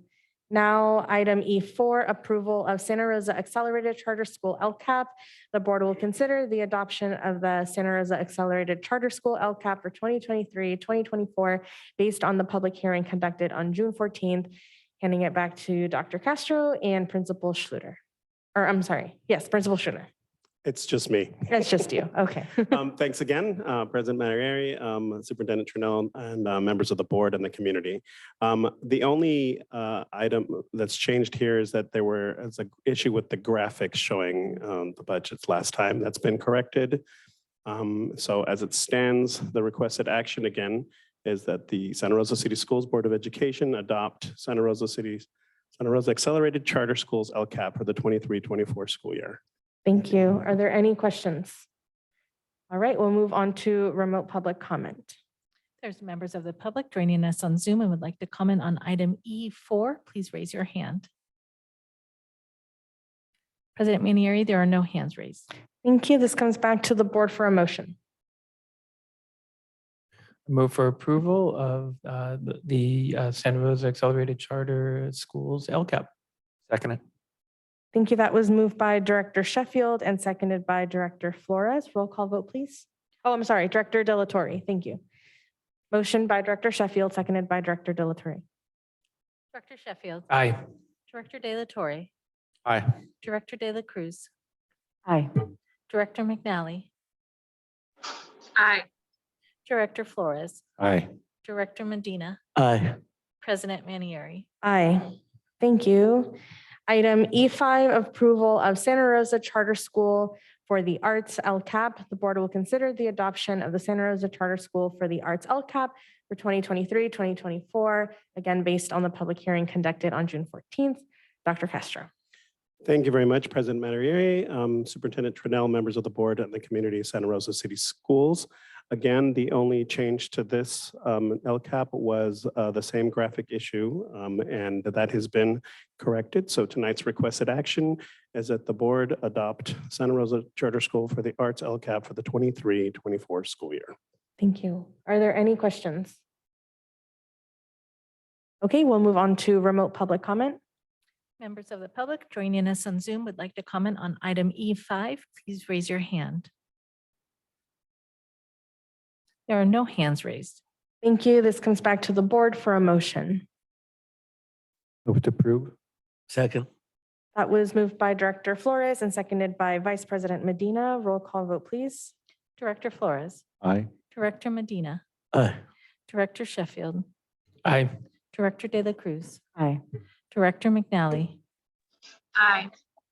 Director De La Torre. Aye. President Manieri. Aye. Thank you. Item E6, approval of Santa Rosa French American Charter School LCAP. Again, bringing this back to the board based on the public hearing conducted on June 14th. Dr. Castro. Thank you, President Manieri, Superintendent Trinnell, members of the board and the community of Santa Rosa City Schools. This LCAP also needed an adjustment to the graphics that described the budget. That has been corrected. So tonight's requested action is that the Santa Rosa City Schools Board of Education adopt Santa Rosa French American Charter Schools LCAP for the 23-24 school year. Thank you. Any questions? Okay, we'll move on to remote public comment. Members of the public joining us on Zoom would like to comment on item E6. Please raise your hand. President Manieri, there are no hands raised. Thank you. Seeking a motion from the board. To move to approve. the approval of the Santa Rosa French American Charter School LCAP. Second. Moved by Director De La Cruz and seconded by Director De La Torre. Roll call vote, please. Director De La Cruz. Aye. Director De La Torre. Aye. Director Sheffield. Aye. Director McNally. Aye. Director Flores. Aye. Director Medina. We? Yes. President Manieri. Aye, thank you. Item E7, this is another action item. Thank you. Well, first of all, thank you, Dr. Castro, for being with us for those action items. And now we're going to switch gears a little bit. Item E7, adoption of Santa Rosa City Schools budget for the 2023-24 school year.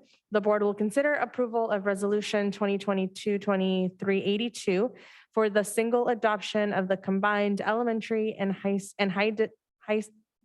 district budgets, and to adopt the district's 2023-24 budget that includes a statement of reasons for excess reserves, with the understanding that revisions may be necessary once the 23-24 state budget is signed by the governor. And I will hand this over to Associate Superintendent Lisa Cavan and Executive Director Joel Dantos. Thank you, President Manieri, Superintendent Turnell, members of the board, and our SRCS community. We are bringing to you the budget proposed for next year for adoption. We are requesting that.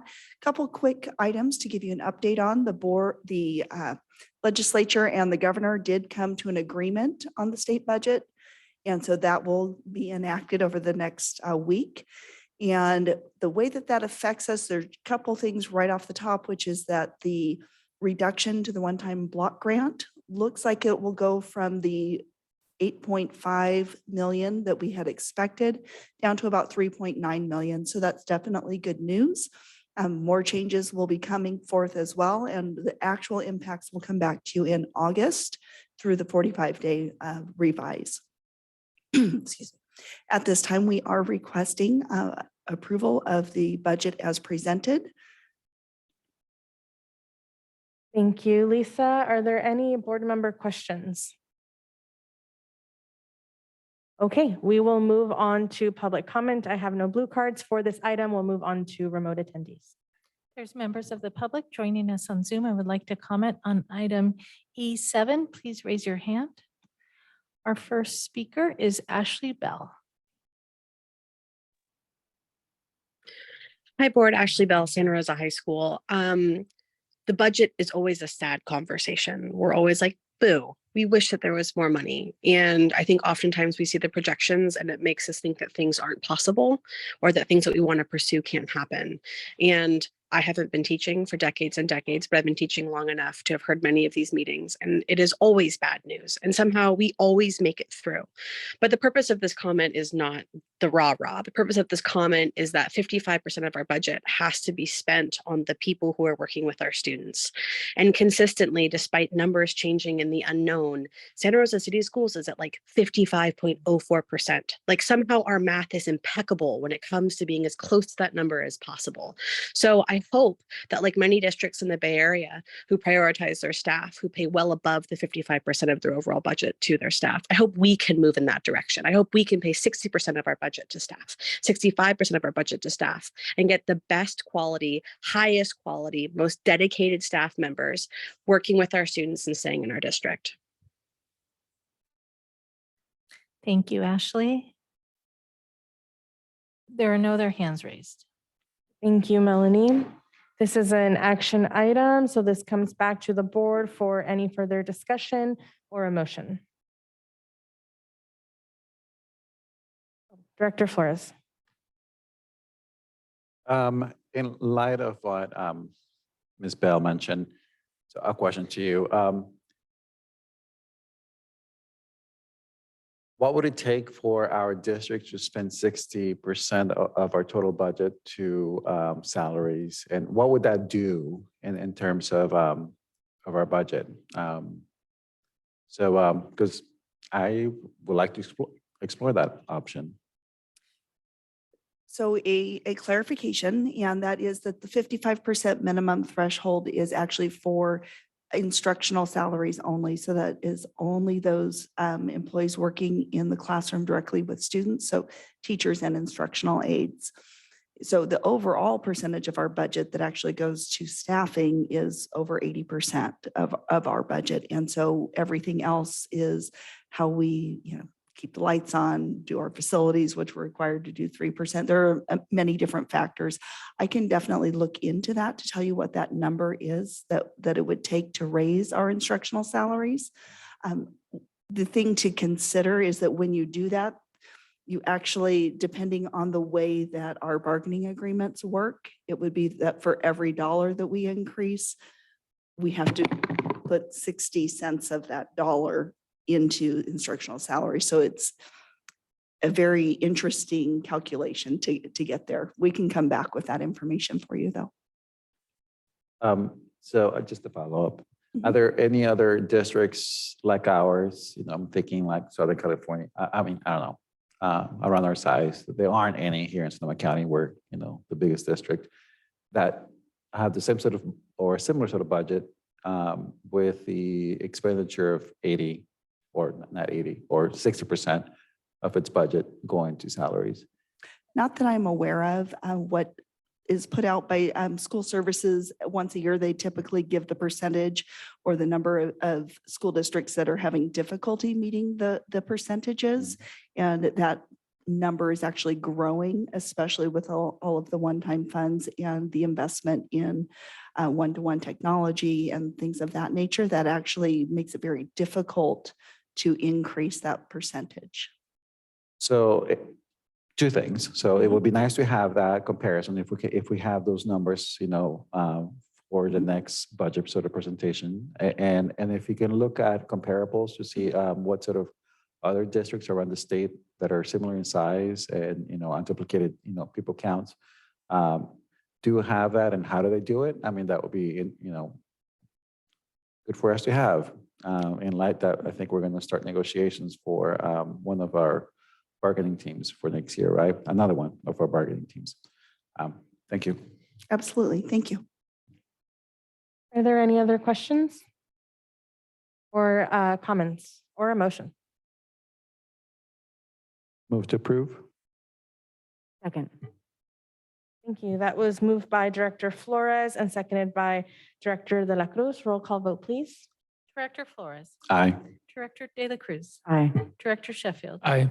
Director McNally. Aye. Director Medina. Aye. Director De La Torre. Aye. President Manieri. Aye. Thank you. Thank you, Lisa. Thank you. Next, we have item E8. This is a discussion item, parcel tax survey results. The board will receive information regarding recently completed public opinion research assessing the feasibility of placing parcel tax measures on the 2024 ballot. The board will also be presented with information regarding the timeline and next steps for placing measures on the ballot next year. And joining us for this conversation are Superintendent Turnell, Associate Superintendent Kevin, and our friends helping us with this feasibility study. Thank you. Thank you very much, President Manieri, members of the board. I would like to welcome Charles Heath and Brian Godby as our guests this evening, who will be presenting some information to the board.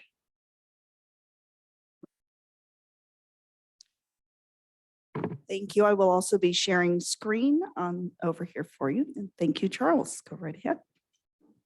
Okay, thank you. Good evening. So I was here back in, I believe it was April, and we talked about the potential for a parcel tax measure. Parcel taxes are one of the few opportunities for school districts to generate locally controlled supplemental funding in addition to what you receive from the state. Other school districts in Sonoma County, including Petaluma City Schools, Cotati-Rohnert Park Unified School District, most of the districts in Marin and many others throughout the Bay Area do benefit from voter-approved local parcel tax. Unlike the bond measures that voters approved here last year, which can only be used for facility improvements and capital investments, parcel taxes have the benefit of being available for any general fund use. So it can support teaching positions, staff positions, instructional programs, et cetera. So that flexibility is particularly valuable to school districts. The challenge with parcel taxes is that they require a 2/3 vote. So that vote threshold is really high.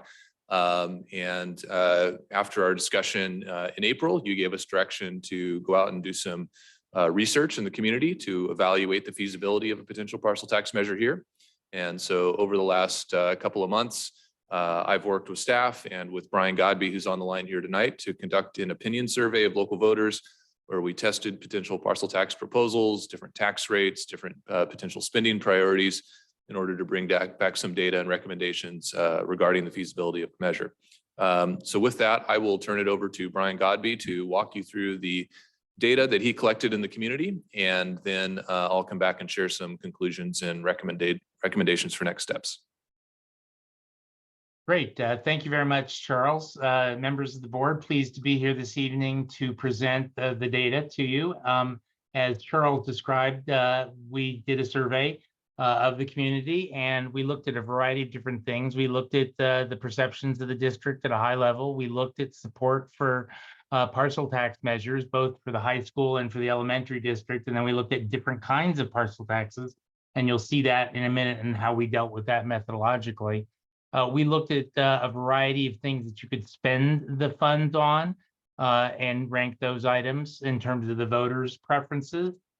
We looked at both informational and critical statements and checked and see how that would impact support for the measures. We also looked at different rates, as well as there's a wealth of demographic and behavioral characteristics that we know from the voter file that we use to stratify the sample in advance, and then to weight it on the back end to make sure that it is in fact representative of the likely voter universes that we're interested in. Next slide, please. Drilling down a little bit more into the methodology, the survey was done by phone, meaning landline and cell phones, and you can see the number of responses for each in the parentheses there in the first bullet. It was also done online with text invitations and email invitations. And what that means is that people get to choose how they want to respond to the survey. The universe that we looked at was the November 2024 voters with a subset of March 24. The general election is the larger turnout. The primary election in March is the smaller turnout. Our goal was 800 interviews. We completed 865, so a little bit better. And we were in the field from May 8th through the 14th. The average phone survey, which is still our metric for determining the length, was 25 minutes long. It probably takes somebody a little less time to do it online. Then in terms of the sample size, again, 865 overall, that represents the high school district, but because the elementary district is a smaller geographical unit, we have a smaller sample size there of 363. Which gives us the margin of error at the overall level of plus or minus 3.32% for the November voters, and then that subset of March voters is 5.12. Next slide, please. And next one after that. So jumping into the first section, which is the rankings and perceptions of the district as a whole, the first question was, do you have a favorable or unfavorable view of the job the district is doing to provide quality education? This was asked of the entire sample in this particular chart at the high school level. And as you can see in the 2023 survey, when we add the vary and somewhat together, we're at 44% favorable, the 21% somewhat unfavorable, 16% very unfavorable, 19% don't know, and they're telling us that. When we compare that with the 2018 survey that we did for parcel tax for the district, you see that that was at 49.7% favorable. Obviously, it's down a little bit. It's not statistically significant based on the margin of error that I mentioned earlier, but it is also down basically at the same level we're seeing across the state in this similar kind of question. And the bottom line is, during the pandemic, school districts took a hit in public perception of the quality of education, and that's reflected here. Next slide, please. The next slide switches to a favorable, unfavorable on the district's management of public funds. And you can again see the 2023 data, we're at 34% favorable. What happens almost always with this particular question is the number of don't knows, and that gray bar go up. And you see that going on here. And then you can see when you compare that with the 2018 survey, we're really a little bit higher, statistically not significant. But again, across the pandemic, we've seen that this doesn't change as much as the quality of education. This stays generally pretty flat, and that's what you see here in Santa Rosa City Schools. Next slide, please. The next slide is an agree, disagree question, and we asked them, do they agree that the district needs additional funding to do its job providing quality education? And when you add the strongly and somewhat together, you see we're at almost 71% agree with that statement, just 20% disagree. It's a 3.5 to 1 positive negative ratio. And there's also 9% that don't agree. That's of note because the 70%, 71% rather, in round numbers, is above the 2/3 threshold that Charles referenced earlier for a parcel tax. Next slide, please. So at this point in the survey, we switch gears, and what you see here are the next two questions. These are both for the high school district. And as I mentioned, we did a high school measure and then we did an elementary measure. These are the high school versions, but we split sampled each of these.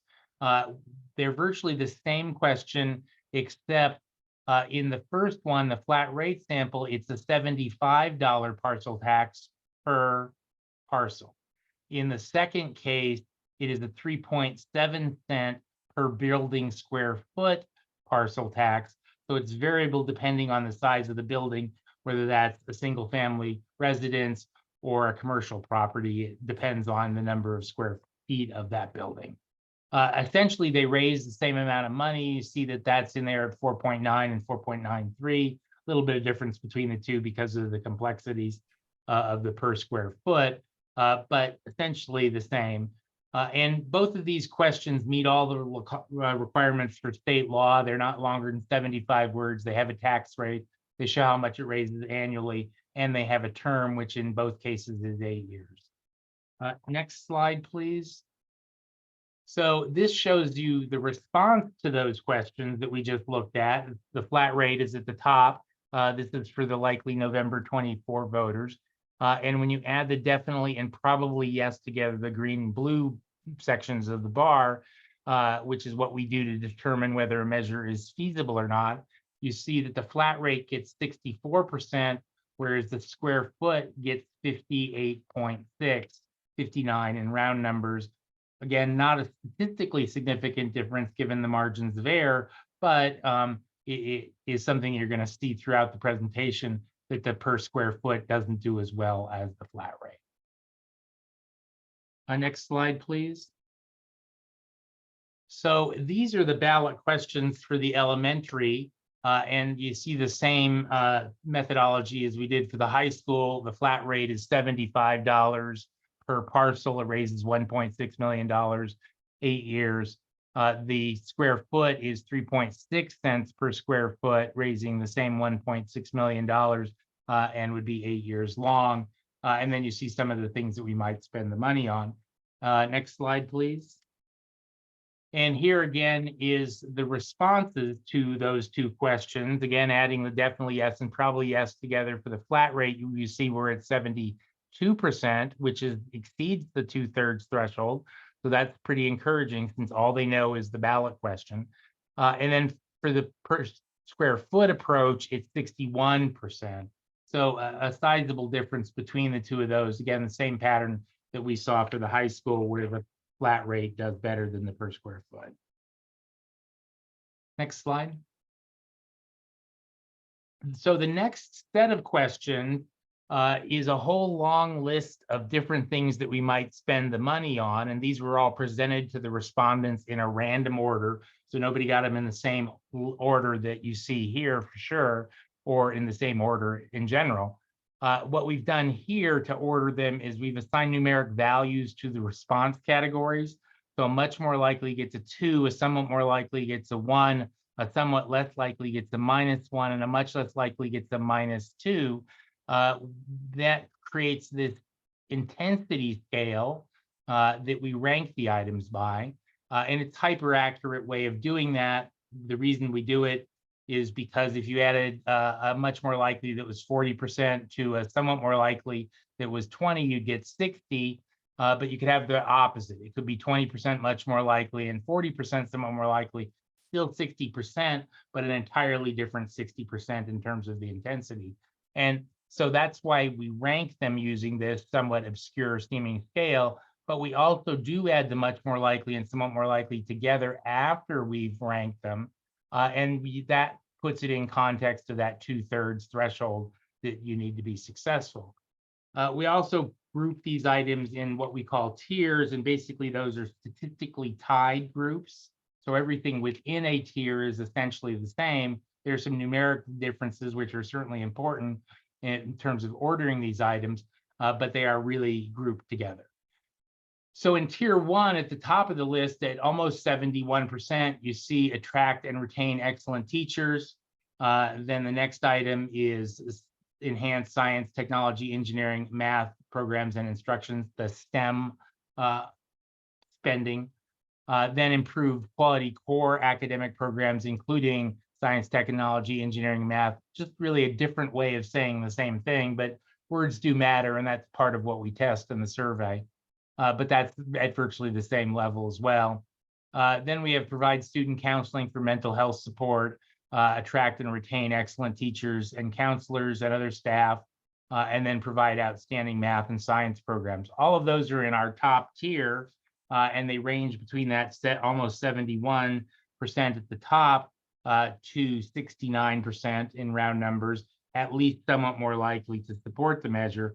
So that's all above the 2/3 threshold necessary to pass a parcel tax. So that those are important things to the voters and their priorities. Next slide, please. The next slide continues that top grouping, although we started at a lower point in this particular slide, and you see we're at 69%. So right around the same spot as the bottom of the previous slide.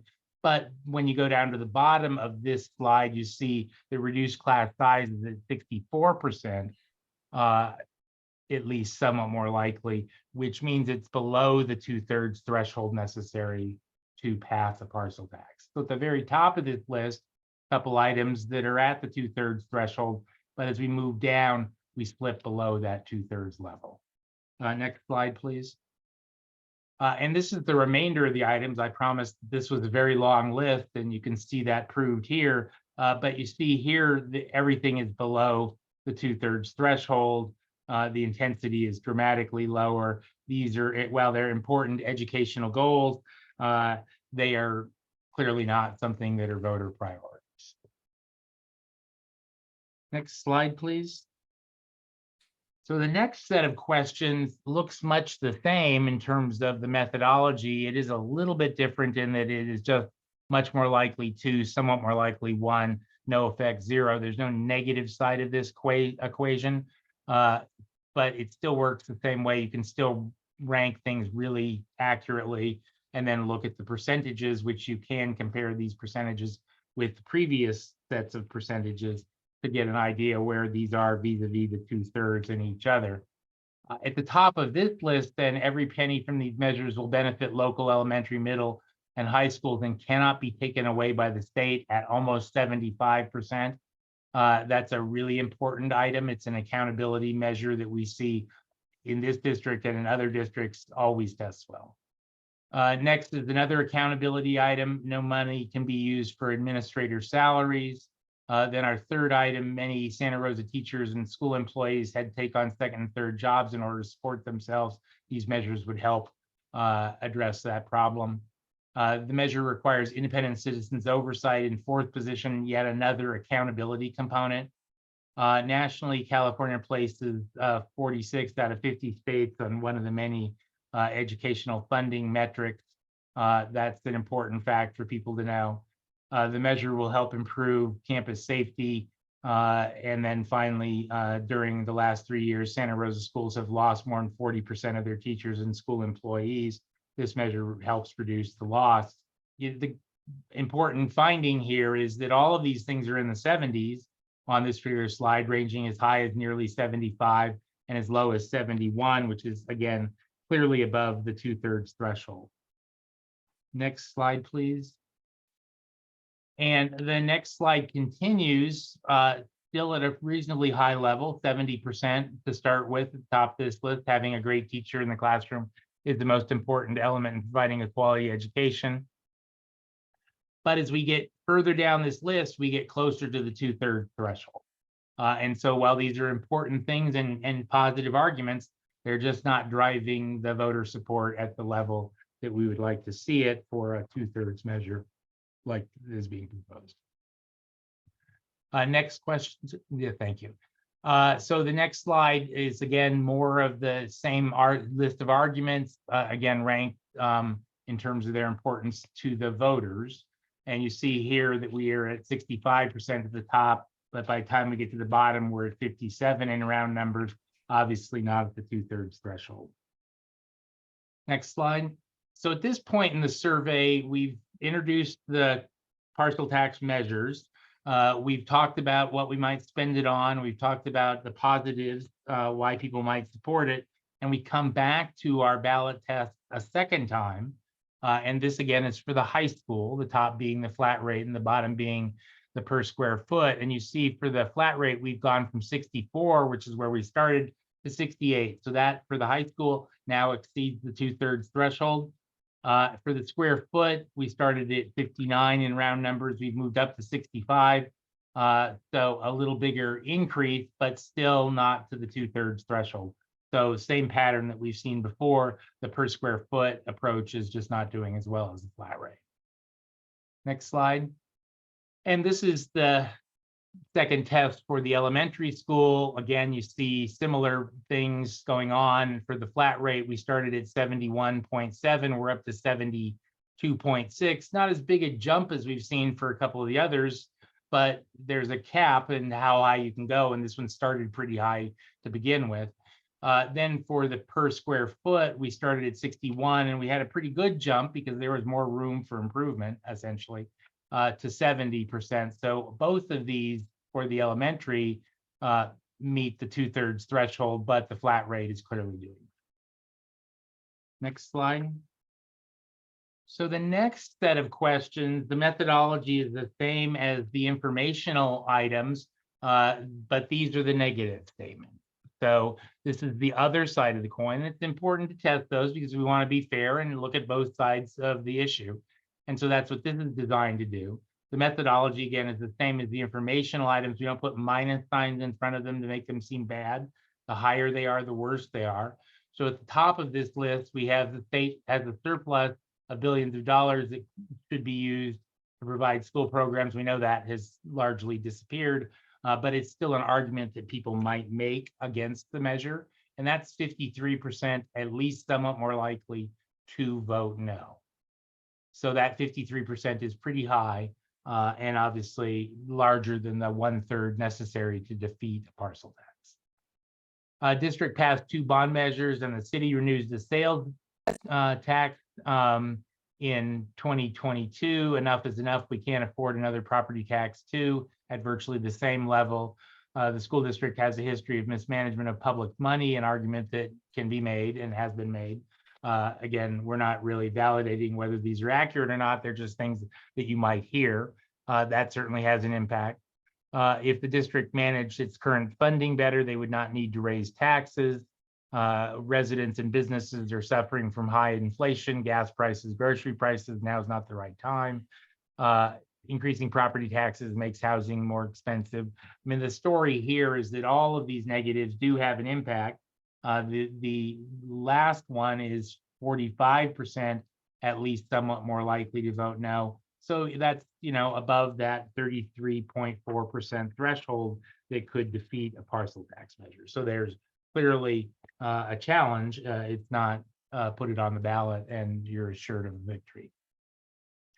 So the next slide comes back a third time to our ballot questions. Same methodology as before. We started at the flat rate for the high school at 64. We went up to 68.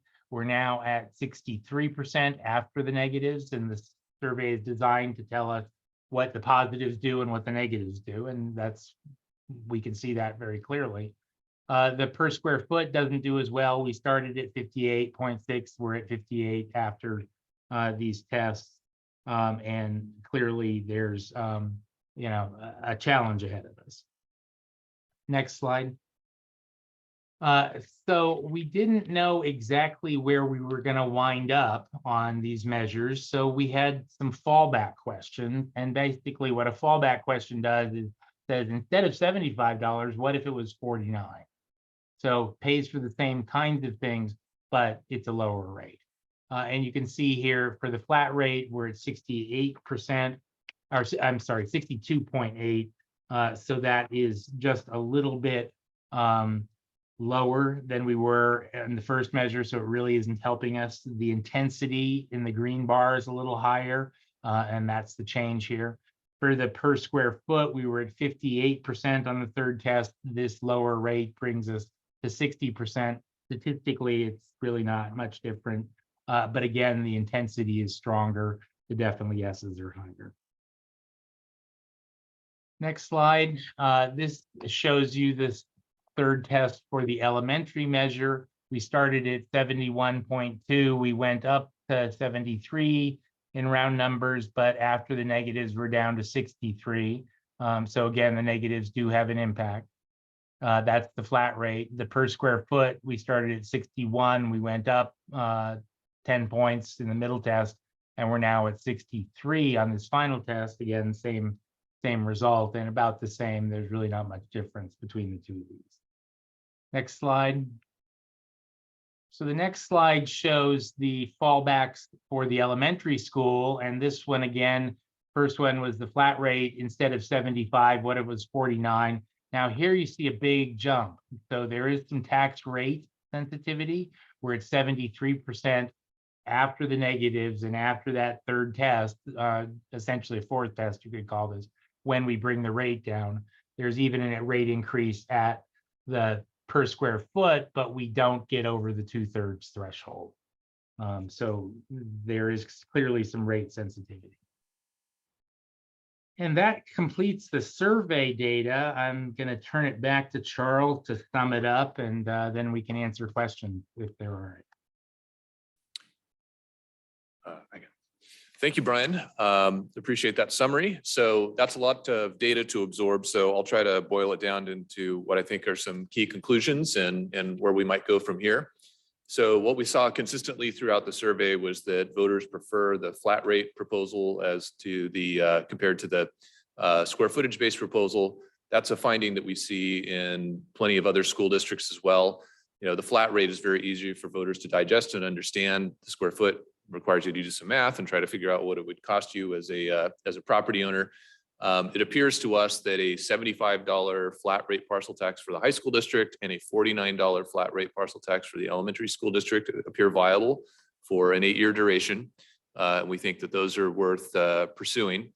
In terms of the funding priorities, there were some key groupings of programs that were the highest priority for voters: attracting and retaining teachers, enhancing STEM-related programming, providing student counseling and mental health support, enhancing reading and writing programs, and increasing campus safety and security. So we would want to build a proposal around those priorities so it aligns with the voters' priorities.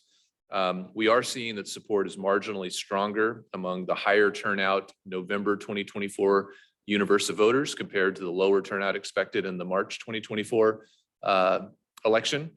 So we think that's the optimal election date to target. We saw that the fiscal accountability protections really resonated with your voters. So we would want to include those similar to what we included in the bond measures last year. And we also saw the impact of information over the course of this poll, right? We saw some significant increases in support when we were able to provide more detail about what the measure would do and the reasons to support it. We also saw the influence of opposition statements. So one critical component to success with this measure is going to be building broad consensus in the community, trying to organize well-funded, organized opposition to the measure that would undermine support and make it difficult to reach the 2/3 mark. So in terms of timeline, if we do want to place a measure on that November 2024 ballot, the board would have to act likely at your July board meeting next summer, basically a year from now, to adopt the resolution placing the measure on the ballot. That's where all final decisions about the tax rate, the duration, those types of details would have to be made. But between now and then, we would want to make use of the time to educate and inform both your internal stakeholders within the school community, but also all those non-parent voters in the community that probably have less awareness of what your needs are. Tell them about the state of your budget, the impacts of losing one-time COVID-related funding, what that means for attracting and retaining teachers and staff in your district, all those issues that the parcel tax would seek to help address. That process would unfold over the coming months, and I'll provide a little more detail in a minute. And then as we approach that deadline to qualify for the November 2024 ballot, we would bring back a resolution for your consideration to place the measure on the ballot. And then lastly here, just a little more detail on that timeline. So most immediately, we would want to use the summer months to develop informational messaging based on what we've learned from this polling and be prepared around the back to school timeframe this fall to start beginning that informational communication effort, also conducting outreach among key internal and external stakeholders to begin talking about the potential parcel tax and collecting input. As we get into next spring, we would recommend conducting a tracking survey to measure the impact of that informational communication and see what support levels look like after we've had an opportunity to engage with the public. And that would also help us understand where support lies based on the economy and other conditions as we get into 2024. Based on the findings from that survey, we would again develop that resolution, bring it back to you for consideration, and we would complete our communications efforts. Once you adopt a resolution calling for that parcel tax election, we make an important transition from the district-driven planning effort to an independent advocacy committee. So again, similar to what we did for the bond measures last year, school district resources can't be used to advocate for these measures. So we would have to form an independent campaign committee, raise private funds, recruit volunteers to run an effective campaign to reach that 2/3 mark. So that's a summary of what we have to share with you tonight. And Brian and I are both happy to answer any questions. Thank you. I see Vice President Medina's hand. Thank you. I have a lot of questions. First, I wanted to ask on the second to last slide prior to the conclusion, when it went down to $49, I think in the high school district and the 2.4 cents. These were questions being asked to the same people, right? After, it wasn't like a question that was just a new question to individuals. It was people that had already been asked about the $75, then went down to the 49. Is that correct? Yeah, That's so that correct. Yeah. you got a double answer there. I think the other question that I have is in relation to the March versus November voters. It's, things have changed in California. Now people have basically 30 days to vote. Is that looking at historical March voters, not counting for the current changes where now people have from like February 5th to March 5th to vote in March? Yeah, well, of course, that change was effective in March of 2020. So we've got that presidential cycle where we've got data. It was also in effect for the June primary in 2022. So we've got at least 2 cycles that fit into that. And what we have seen is that those cycles don't differ from the previous cycles dramatically. The primaries are always lower turnout, proportionally speaking, and there hasn't been that much of a difference. Both are up a little bit, but that's factored into our estimated turnout. And if we were to put something on the ballot for March instead of November, funding would come to the district 1 year earlier, correct? That is correct. Yeah, you receive funds a year earlier, but the deadline to qualify for the March ballot is December 8th. So we would also have a much shorter period of time to do the outreach and education in the community. I'll stop with questions for now. Are there other questions from the board? I see Director Flores' hand. Thank you for your thorough presentation. Couple questions. Fundraising. Is that 4 months? Once the committee is created to fundraise for it. Isn't that a little bit, short in terms of raising the amount of money that we need for something like this? Yeah, you have a big district, so it takes a pretty significant budget to communicate with all those voters, and particularly, in a presidential election cycle, you're going to have pretty high voter turnout. So, there's big targets there you have to reach. Typically, for a parcel tax election, we would want the campaign committee formed, 4 to 6 months prior to election day to make sure they have adequate time to both raise funds and also recruit volunteers and build an organization to be successful. So again, if we're thinking about the March election, those efforts would need to start now, essentially. For November, we have a little more time, and it would probably be as we get into early 2024 that those efforts would need to kick off. Okay, so the committee would be 4 to 6 months. Okay. All right.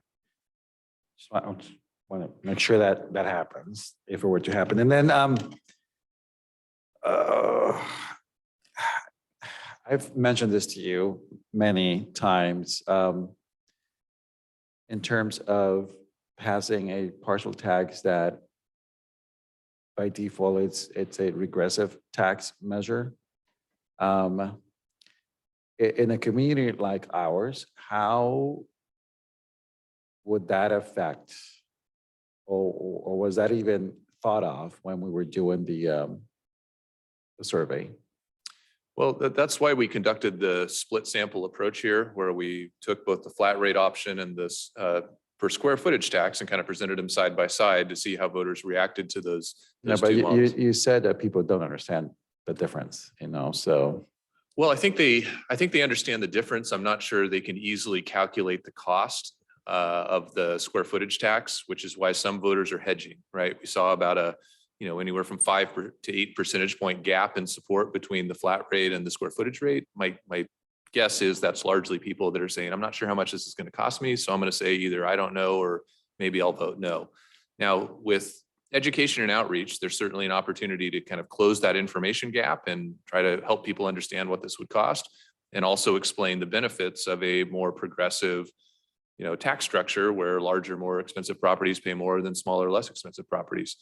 And, that may be the advantage of going out and doing some of the community outreach and education process, and then coming back and measuring support and seeing if we've been able to move the needle and see if that square footage option is, but I mean, ultimately, the taxing methodology is a policy decision of the board. What we're sharing with you tonight is based on this initial survey. The flat rate seems more digestible and understandable to voters. Okay. Is there a way, and I'm not asking for us to do another survey. So for two things. Now, one, to make sure that, people understand, regressive set of tax measures that, municipalities implement. And two, I do see that at the end, you're bundling all the high rated, questions to make sure that, we are beyond the margin of error in the, threshold. Is there a way to actually, measure that or have a survey for that to see how well we'll do in tandem of a, per partial tax? And, and I understand that explaining the regressive tax will be very cumbersome and convoluted, and a lot of folks will just lose interests because of it. But I think we have a board that understands what that is, and we're a little bit apprehensive about this, right? Especially when we have to go and ask for funding, and the folks that will contribute will see that as a regressive tax. So, I'm just looking at the same folks that contributed for our measures, right? I mean, they will question that, and they will ask us as to why we're doing this, and we just want to make sure that we have data to give them. And I know you gave us enough data here, and I think I mentioned this in your previous report that I'm conflicted, and I think I said that already to you about this. So, but thank you. But it would be nice to see how a survey would be, how different of a result will be if we were able to actually bundle those things at the end. In slide 12, you had questions C, M, and Q, and then in the accountability items, you had questions E, B, and O, and you already bundled those in your last, I think, next to last slide to see if that, on slide number 23, in your conclusion, to see if we hit the thresholds margin, I mean, above and beyond the threshold of the margin of error 3%, for a November election. I don't know, there was a question there somewhere. So I think I hear what you're saying in terms of, trying to tease out if there is a way to, get the more progressive tax structure, which there are very good policy arguments for why you should be pursuing a more progressive tax structure. And I think we can do that. I guess, process wise, what I would recommend is that we start that engagement process. We start having the conversations. We see what kind of reaction we get from the community, presenting both potential methodologies for how we might structure a tax. Then once we've provided that education to the public, we can come back, do some more focused survey research to try to see if there's a way to make that square footage option exceed the 2/3 mark. There may be, but it's a pretty common finding, as I mentioned, in other school districts, that there's good arguments for the progressive approach, but it is more complicated, right? And anytime a political proposal becomes more complicated, there's going to be inherent challenges. Thank you. I saw 3 hands go up, so we'll just go down the line. Director Sheffield, Director de la Cruz. Go down the line. All right. So my understanding is that the Bay Area region, it's the area with the most parcel tax initiatives on ballots for a whole host of reasons, and a lot of it discussed and fleshed out in the survey. Cost of living being, one major component, and the region also has the highest success rate for parcel taxes. But is that, or are you aware if it's broken down, if these successes are done in the general election or in an off-year election or a primary? And the reason why I ask is because probably anticipate a number of initiatives being on the ballot in the fall of 24, definitely from this community. It's also probably very high for the Bay Area as a whole. Yeah, and I certainly have all that data about the passage rates in each election. Typically, the high watermark for passage rates is the high turnout presidential general elections every 4 years. And the reason for that is it's just the most favorable demographic group, right? As turnout rises, you have more younger parent age voters voting, more progressive voters. Typically, it's more diverse electorate, and it correlates with the groups that tend to be the most supporters. I'm happy to bring that. I'm saying that mostly kind of to put it out there for people who say, well, what about ballot fatigue? As we go down the ballot and people are confused or complicated with the number of initiatives when you flood the ballot with a number of proposals, and then you put in something that might be depending on how, if we choose to put this forward and how we choose to put it forward, something might be a little complicated. And when we're looking at the numbers, the results of the survey, we have to be really careful because every tiny half a percentage point is really going to count in the areas that we focus on. Thank you. I thank you so much for your briefing earlier and really helping us walk through this. I, like Director Flores, have some real concerns with the flat tax. Essentially, that means that it doesn't matter what size house you live in, everybody's going to pay the same exact amount, which is a much higher burden on people who live in smaller homes. It means that it's a much higher burden on typically families, young families, kids who are in our schools. And so I'd love to hear a little bit more about which jurisdictions were successful in a square footage tax and what were the successful strategies that led those jurisdictions to being able to pass something that is much more inherently progressive and friendly to families. I love the kind of background information around being able to put this on, in a time during elections where we will get that more diverse, that younger crew, that combination with a more progressive tax feels like there's a possibility here. And so I just wanted to hear a little bit more about those strategies and those places where such an approach was successful. Sure. Well, first of all, the vast majority of parcel taxes in California and the Bay Area are just a straight flat per parcel rate methodology. There are a handful of districts that have square footage based taxes. The 3 that come to mind that are closest to here are West Contra Costa Unified School District in the Richmond San Pablo area, Berkeley Unified School District, and Alameda Unified School District. Let's see, we've worked on 2 of the 3 of those measures, and West Contra Costa is kind of a unique situation because they have a lot of commercial and industrial properties in that community with a lot of square footage. And so they can make the argument that those folks pay a disproportionate share of the cost, which reduces the cost to homeowners.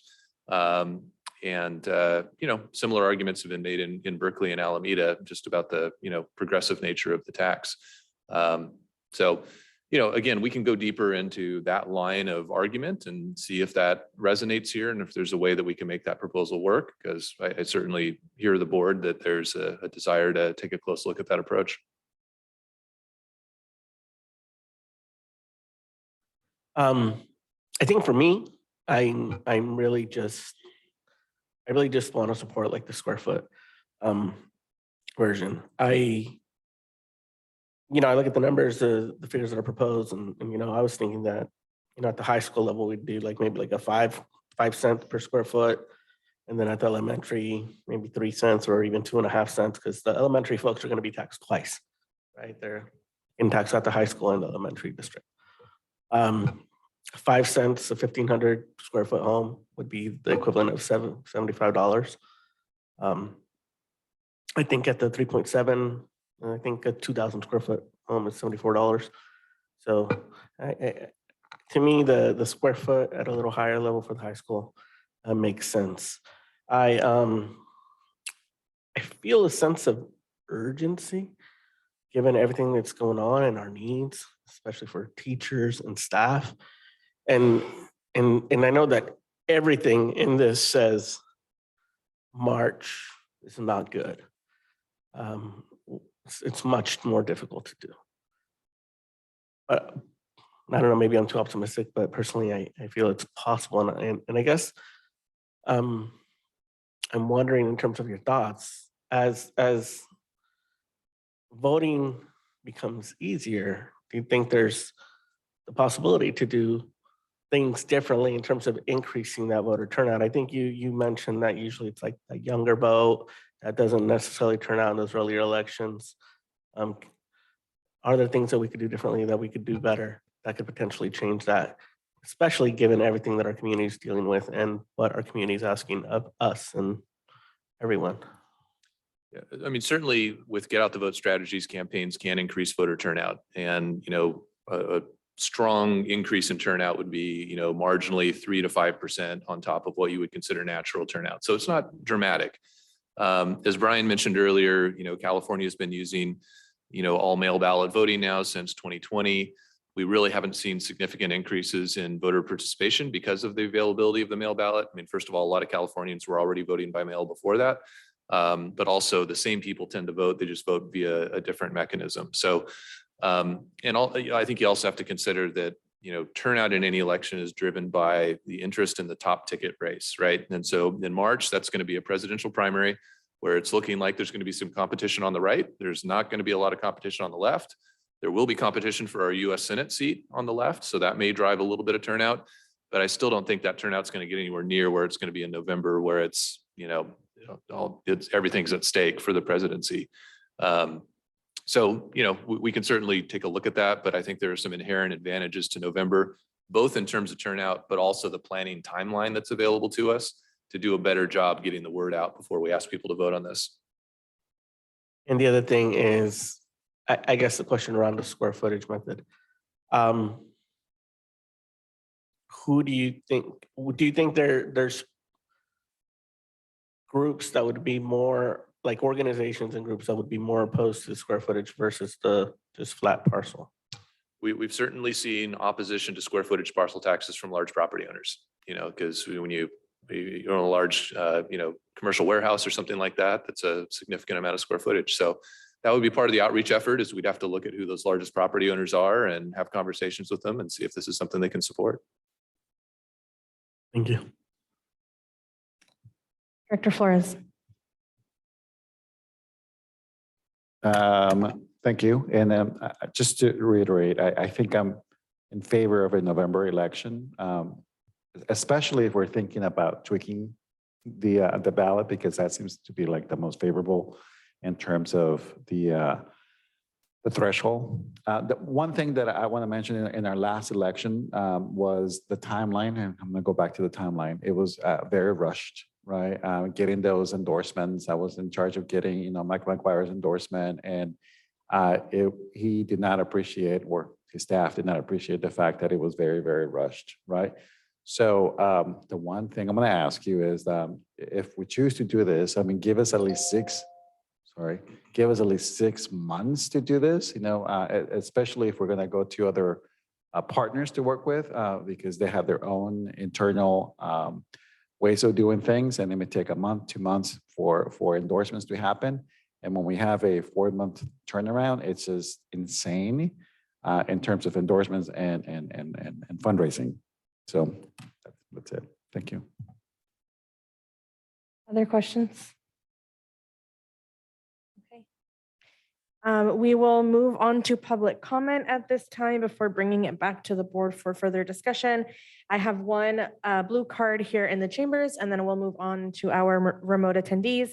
And the blue card is from Michael Hilbert. Yes, Michael Hilbert, Santa Rosa. Whatever you put on the ballot, you're certainly going to have some opposition. And the sales tax in some California cities is now over 10%. It's a very regressive tax. But leftists, they like the regressive taxes, the taxes that punish the honest people because they want to drive them on to welfare dependency. Regressive taxes that hurt the lowest income the most, to drive them on to public assistance programs.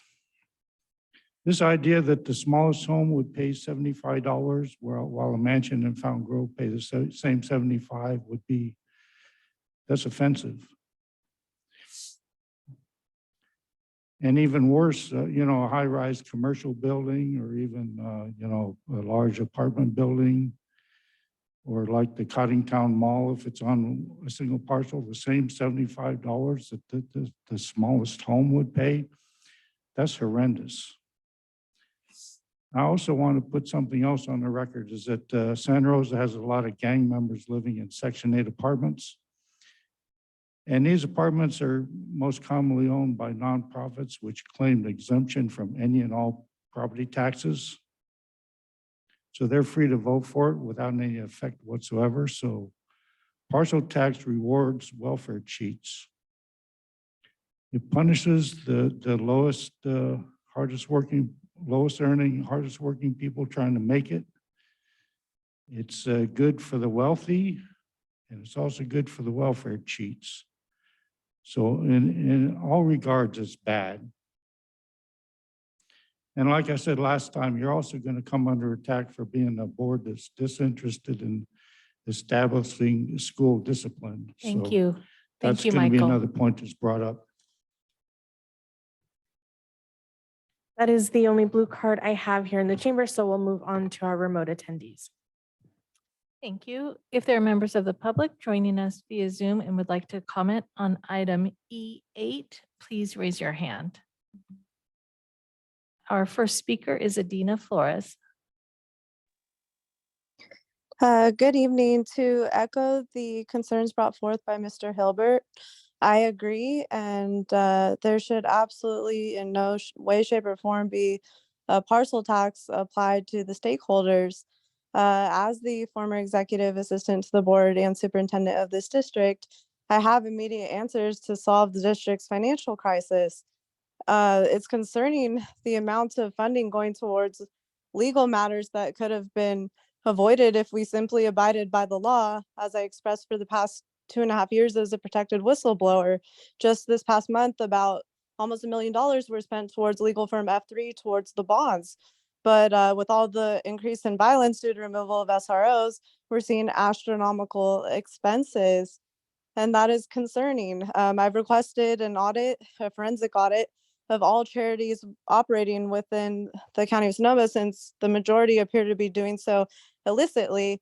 I write about this as a journalist for the California Globe, and it's just interesting because some of the individuals at the dais are currently under investigation with the Fair Political Practices Commission, as there are many elected officials in the area per my research and my writing, and can be confirmed per their government agency website as well. So I'd presume we could get the government in order and answer to the people before applying additional taxes and essentially driving them to be homeless, which is why we have all these low income apartment buildings springing up, which I also wrote an article about. Thank you.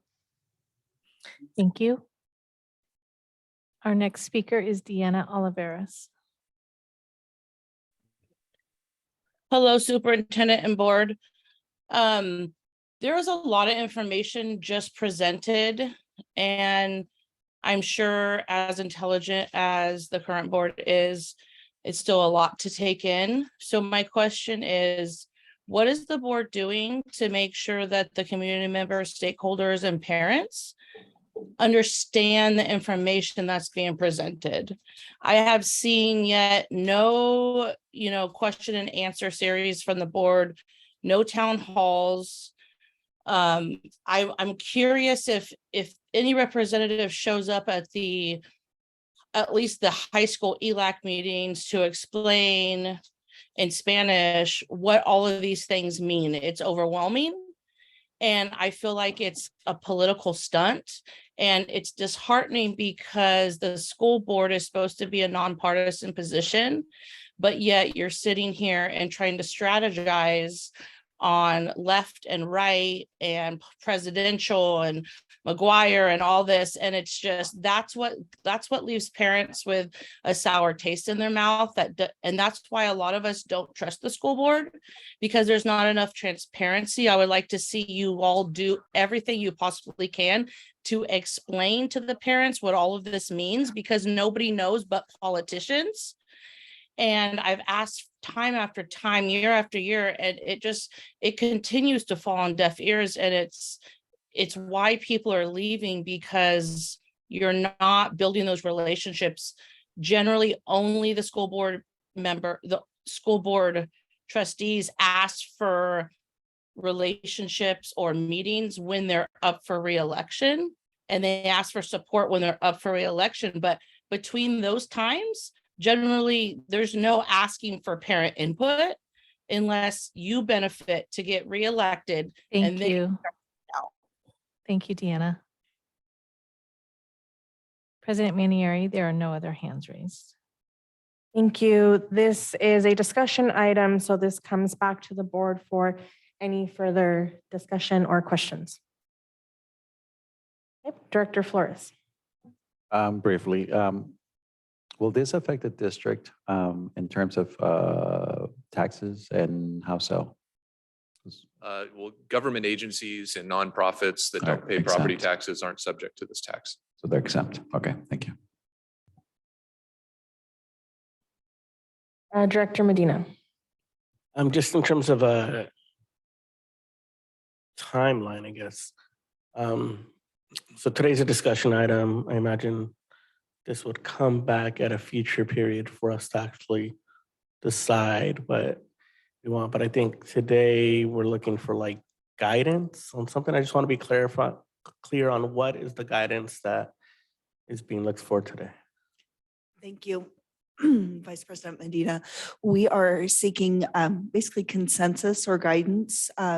It sounds like we would be planning to move forward or continuing to plan moving forward for November of 24 based on the survey results. And so we are looking for kind of guidance or consensus on if that is the right path. I'd like to know what our superintendent has written down in terms of what she understood about our guidance, because I know we were kind of all over the place. Let me go to my transcripts. So from what we've heard this evening, there were questions about which would be better for us, whether it be March or November. There's definitely an interest to provide an opportunity of time to be sure that we are getting information out and campaigning. So far, I haven't heard any comments that would be against us moving forward. I think it's where the board would need to give us guidance on whether we truly would be moving forward with a March or a November, because I've heard nods for both. I'm hearing from the board that November would be a better timeline, but board members, please chime in if that's not what we are saying. Yes, I see nods. I think particularly if we're doing our best to see whether or not we adopt a square footage tax rather than a flat tax. Yes. Director Medina. As much as I would love for it to be March, I think realistically November makes sense. And I think Assistant Superintendent Cavan mentioned that by the end of that following year is when we have like one-time funds that end. So we could probably make it through that year. And I think it'd be 2025 where a November ballot funds would, if it passed, would reach the district. Yes, we would start receiving funds in the 25-26 fiscal year. While it would be wonderful to receive them in 24-25, I don't know that's feasible. And our one-time funds, yes, will absolutely have to be spent, and they will run out in that year, possibly sooner than that, but that is our deadline for spending. I think for me, I think we have to come to some sort of consensus on. To me, I'd only be supportive of a square foot. I don't know how we decide the amounts, if that's something that comes up at a different time period. Like I said, I personally think 5 cents at the high school district. Nickels, easy calculations. But something lower at the elementary. That's just my thoughts, but I don't know at what point we would decide that, if that's some direction that we give now, or if that's something that comes a later point, something that gets researched more. I'm not sure. Yeah, that decision can definitely come later. At this point, we just need direction. Do we want to continue with the planning and outreach process? And then the board will make final decisions about amount, and that would be subject to further research as we get closer to the qualification deadline. I would also be supportive, I think, of a square foot option. I know that the data shows that might be a big lift for us, but I think that with education and a good campaign, anything is possible. So that's what I would be supportive of as well. I just can't express enough how important education on this topic is going to be. We want voters to go to the polls with as few questions as possible. We don't want them thinking about this in the polls. We want them knowing their decision before they go in. So the better we can educate and outreach to the community, the sooner the better, to put us in a better position. Both options appear to be viable. Just depends on how the community reacts. And if we can take those questions away earlier, it's really going to put our best foot forward.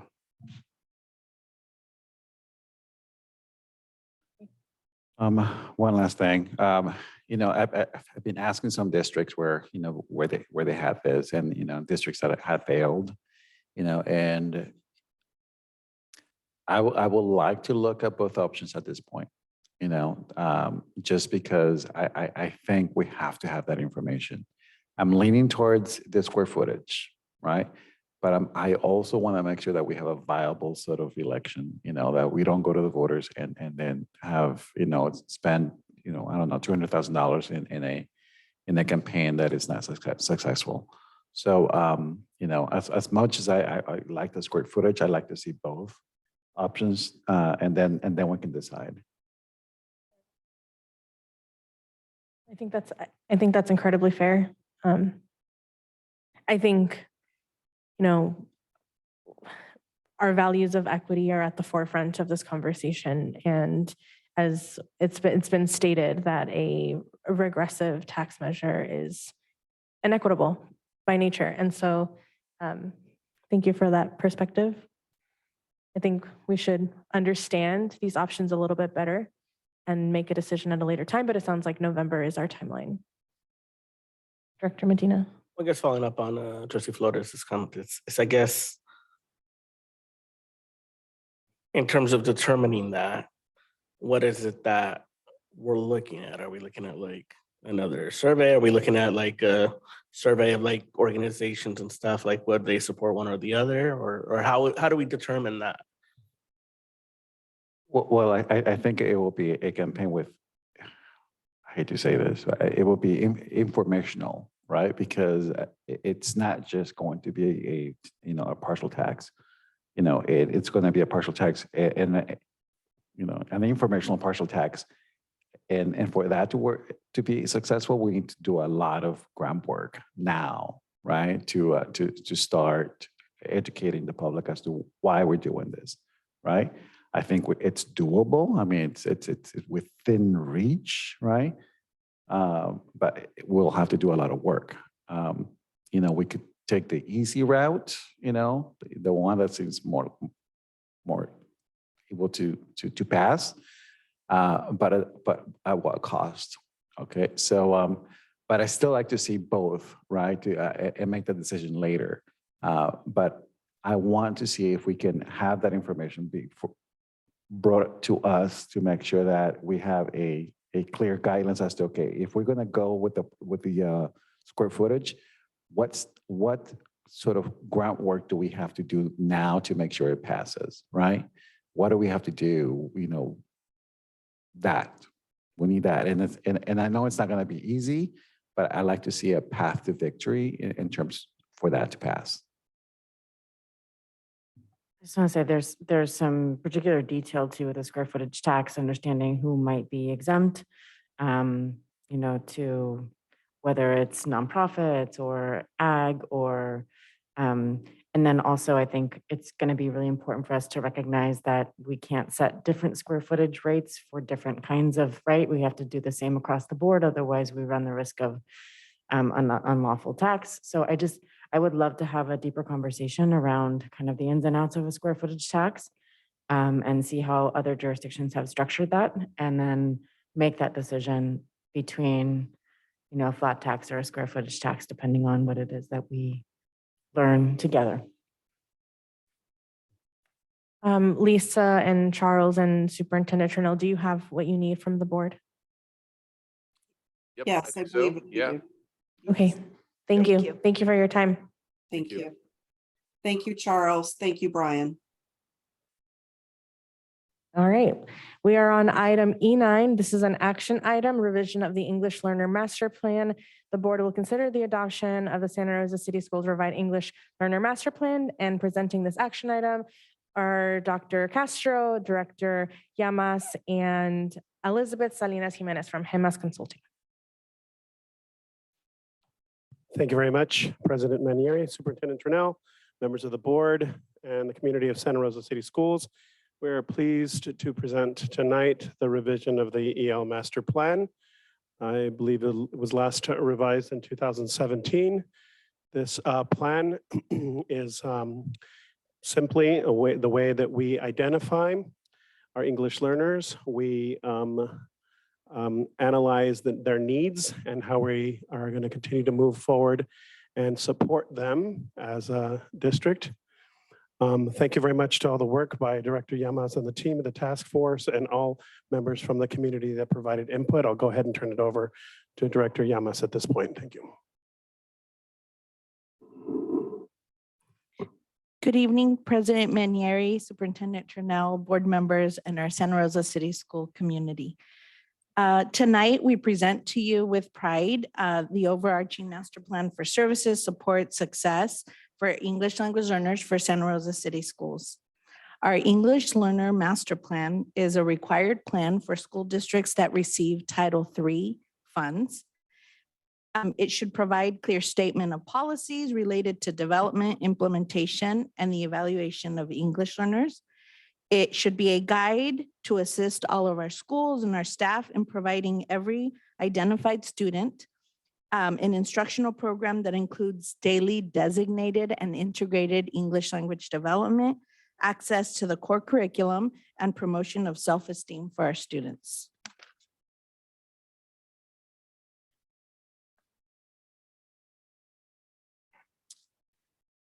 So the plan, the revision process, this work began in 2021-2022 school year with members of our department conducting empathy interviews with students at Elsie Allen High School. We also did the recruitment and identification of community members from DLAC, certificated and classified staff members, parents, community, and higher education partners, always keeping our students at the core of our work. During the 2022-2023 school year, the revision committee reconvened and reviewed the current plan chapter by chapter and provided comments, suggestions, and questions that would guide the revision work. During this time, we began working with Ms. Jimenez Salinas and conducted site visits and focus groups with stakeholders. Our committee met regularly and deconstructed the data and information that was gathered throughout the process and informed our revision work. As the plan was revised, the committee met to review the revisions, again, chapter by chapter, and continued to provide input and feedback. A multilingual services subcommittee collaborated regularly with Ms. Jimenez Salinas to finalize the design of the plan we are presenting to you tonight. In accordance with Loyola Marymount Center for Equity for English Learners and the English Learner Master Plan Playbook, the completion of this plan was within the timeline they suggested for this important work. And I wanted to note that there are some revised slides. We tried to condense and really put together the information that originally was presented. Oh, thank you. Buenas tardes. Good evening. Soy Elizabeth Jimenez Salinas.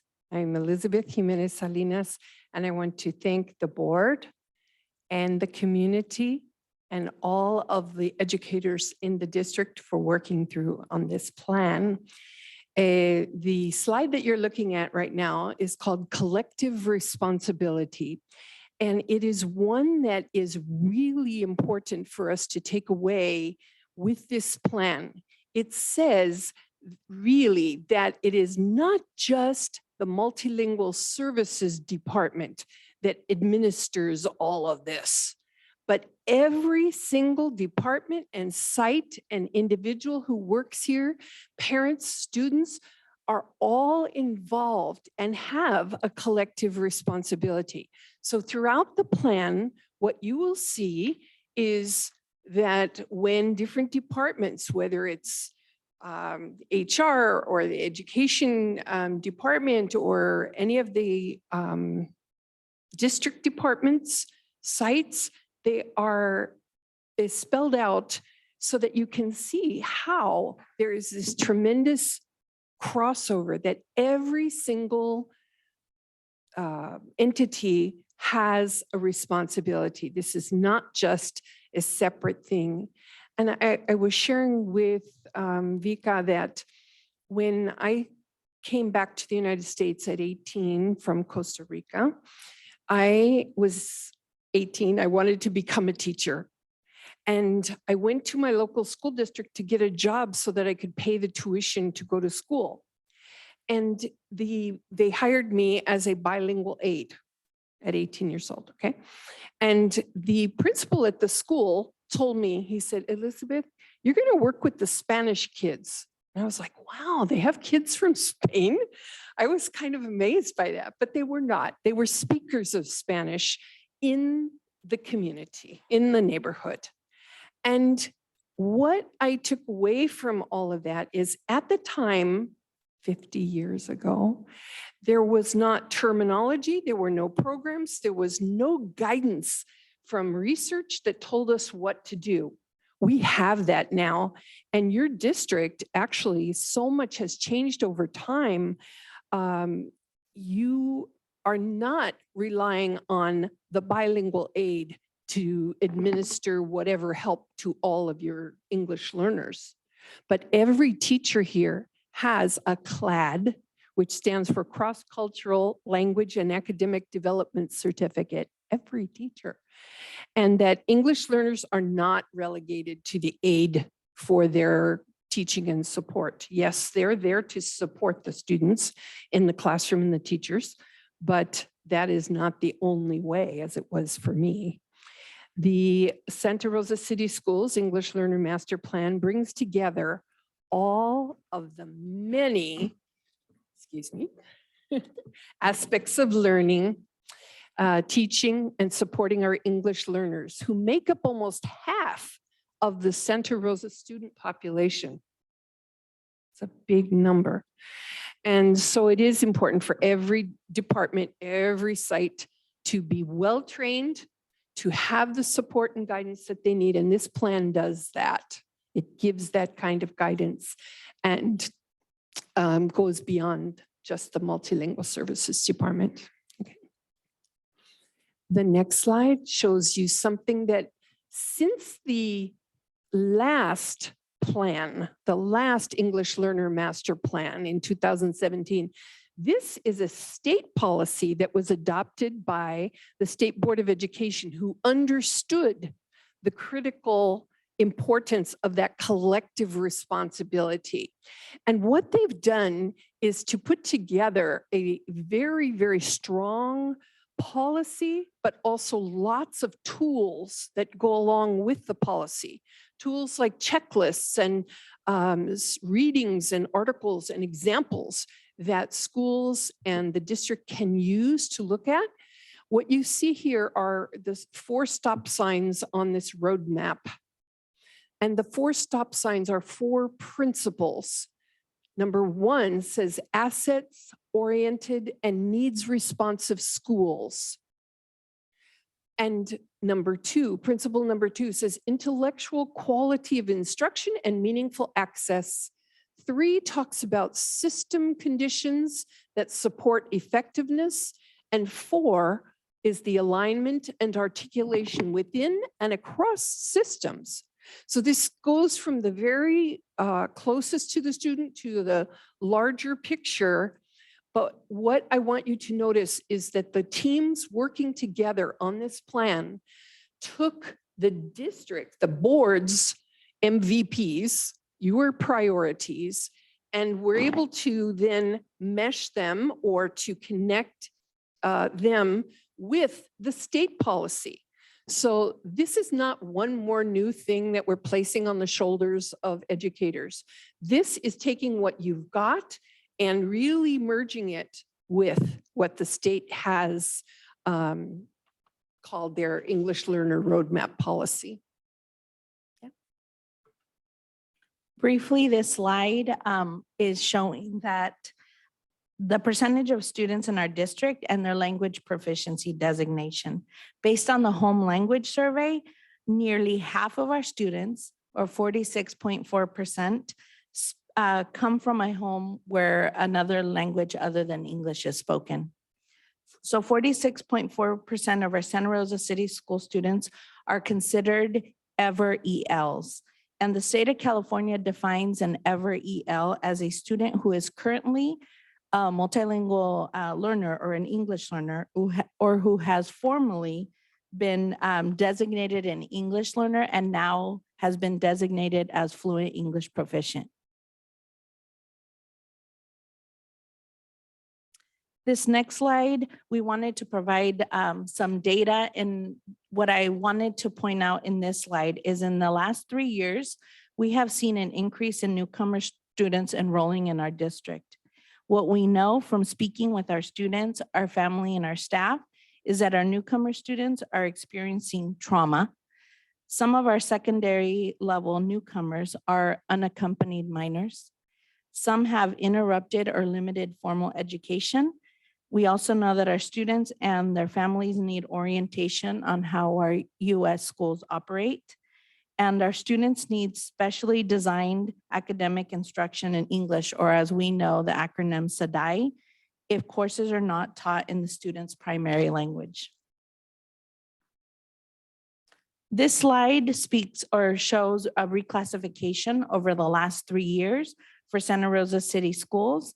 And as you can see, there has been a steady increase in the number of students that have been redesignated or redesignated as English proficient. And in order for a student to be reclassified and become what the acronym we refer to as RFEP, they must meet criteria of an overall LPAC score of a 4, that there's objective teacher input, parent consultation, which encourages our parents to be part of the process, and local assessment criteria. When a student is reclassified, the state of California tells us that we must monitor our students for 4 years from the day of reclassification to ensure that they continue to thrive academically. For duly identified students or students that are English learners, as well as served through an IEP, depending on what that IEP states, There is criteria where they now can take the alternative LPAC, and there's different criteria for that. So briefly at a glance, the revision of the English Learner Master Plan was centered on aligning our plan to our district's mission, vision, and priorities, as well as a California English Learner Roadmap. The development of our multilingual service department was included now in the plan. We have updated our current state terminology and look forward to continue to move towards asset-based terms. The work of our department has also been included in this with regards to our newcomer intake process and our monitoring procedures for our English learners and reclassified English proficient students has been revised and included. We also included the information on Elevation, which is our English learner platform that has been incorporated into the plan. We have included information on the alternative reclassification for our dually identified English learners. Through the collective work of our committee, we have advocated for the awareness of the wellness and the mental health of our students and the importance of translation and interpretation services and guidelines. We also have noted that our classified staff should receive professional development. We know the importance of training our ELAC committee members as well as our DLAC committee members so they know how to actively participate in those committees. And lastly, the important and crucial work that has begun to happen at each of our sites with regards to our language acceleration review committees.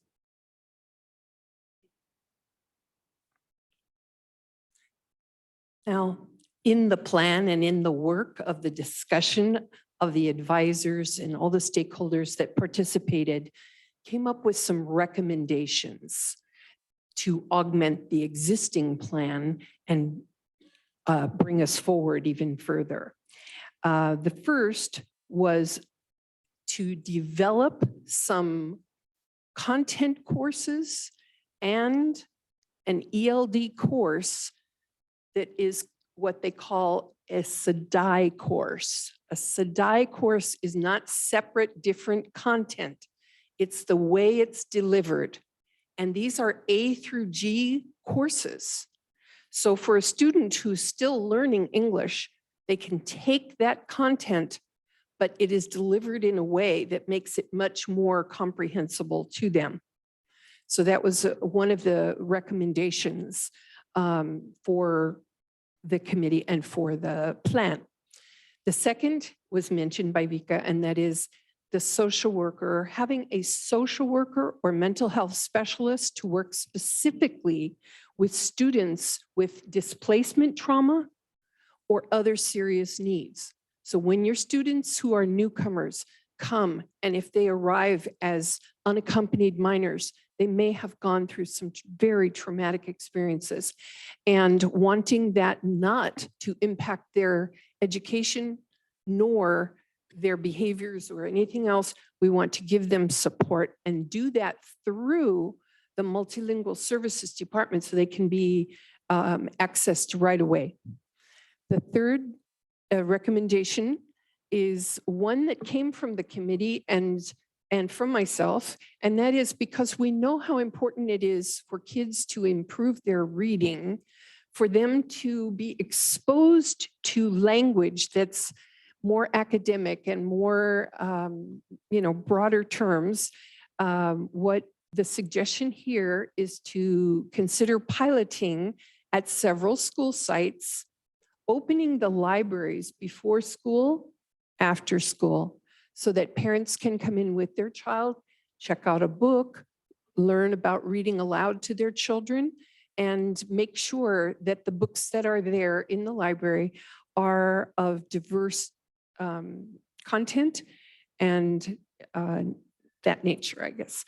The fourth one is to increase current staffing as identified in the earlier English Learner Master Plan and continuing on.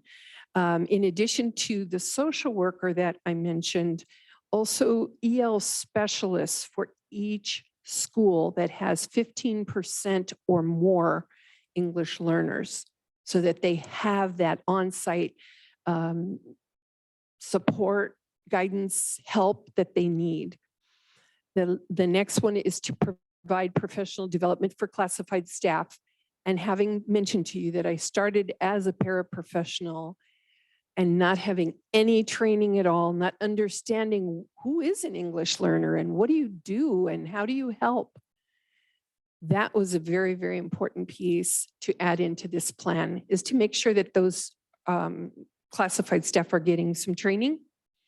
And finally, to include in the next round of revision. So this plan will each year be revised, and there will be a systematic approach to reviewing it, making sure that it's revised, to include student representatives in the annual plan revision process.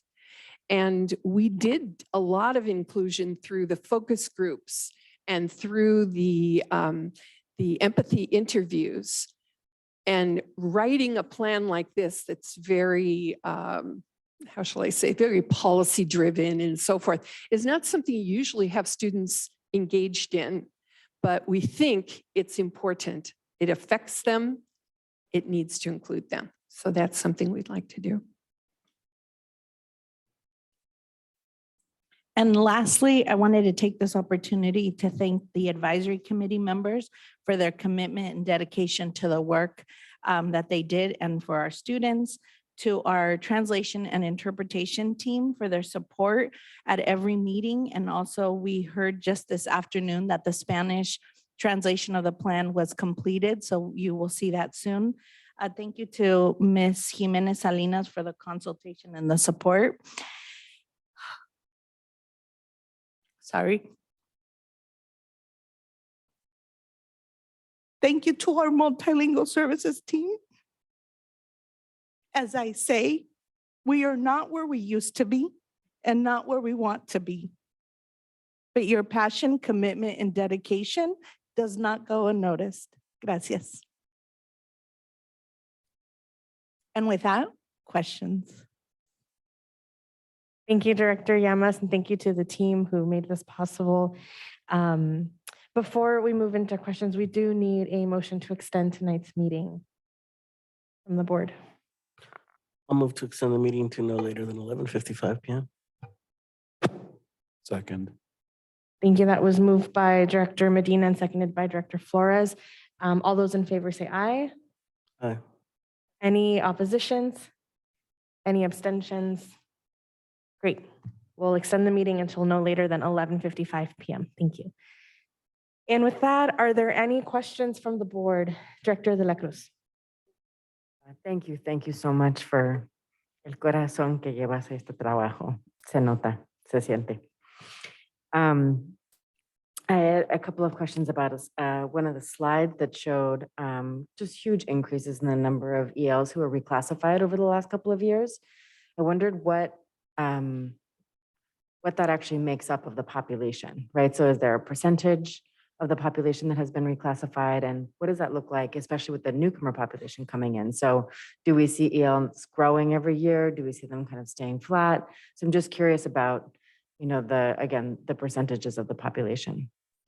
I don't have that information right now. What I do know is the state of California, normally we are provided with that. We just had a launch committee that's called District through Californians Together, District English Learner Administrators Advisory Network. And what we heard is the state of California has on their list of data to provide us the actual number of reclassification as a district. That report is not out yet, but I will work with our data and information department to be able to have percentages in terms of what percentages year by year that actually makes up of our student overall population. Wonderful. I mean, you can see just the jumps even in the last couple of years, how much change you've made. And I did want to, along those lines, I did want to know a number of things. Beginning in 2021, we have seen an increase in funding towards our multilingual services department. Our department, actually, it became a department. It's steadily beginning to grow. Some of the work that we've been doing with our elementary director and executive director has really been intentional around the grade level release days and our team presenting for our teachers and sharing strategies and information.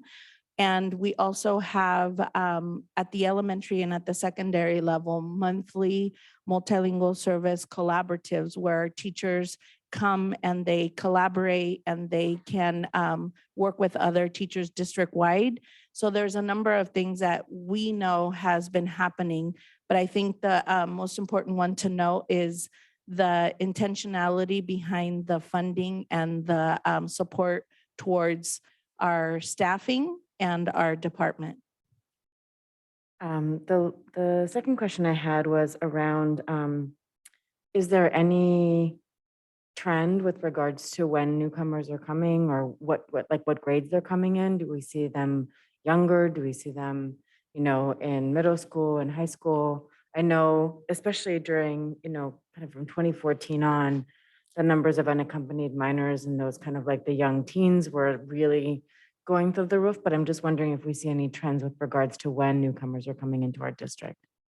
With the data that we have, we do see a small number of newcomers coming at the elementary level, but definitely we're seeing it at the secondary level. And so the slide that we presented tonight really shows there was a slight decline right after COVID, but it's beginning to increase, which definitely tells us that we need to continue to work on the development of a program for them, both at, we've identified Cesar Chavez Language Academy and Elsie Allen, and really developing and ensuring that it's sustainable so that if they choose to attend this program, it's very specialized for them, and that they will possibly receive courses in their home language.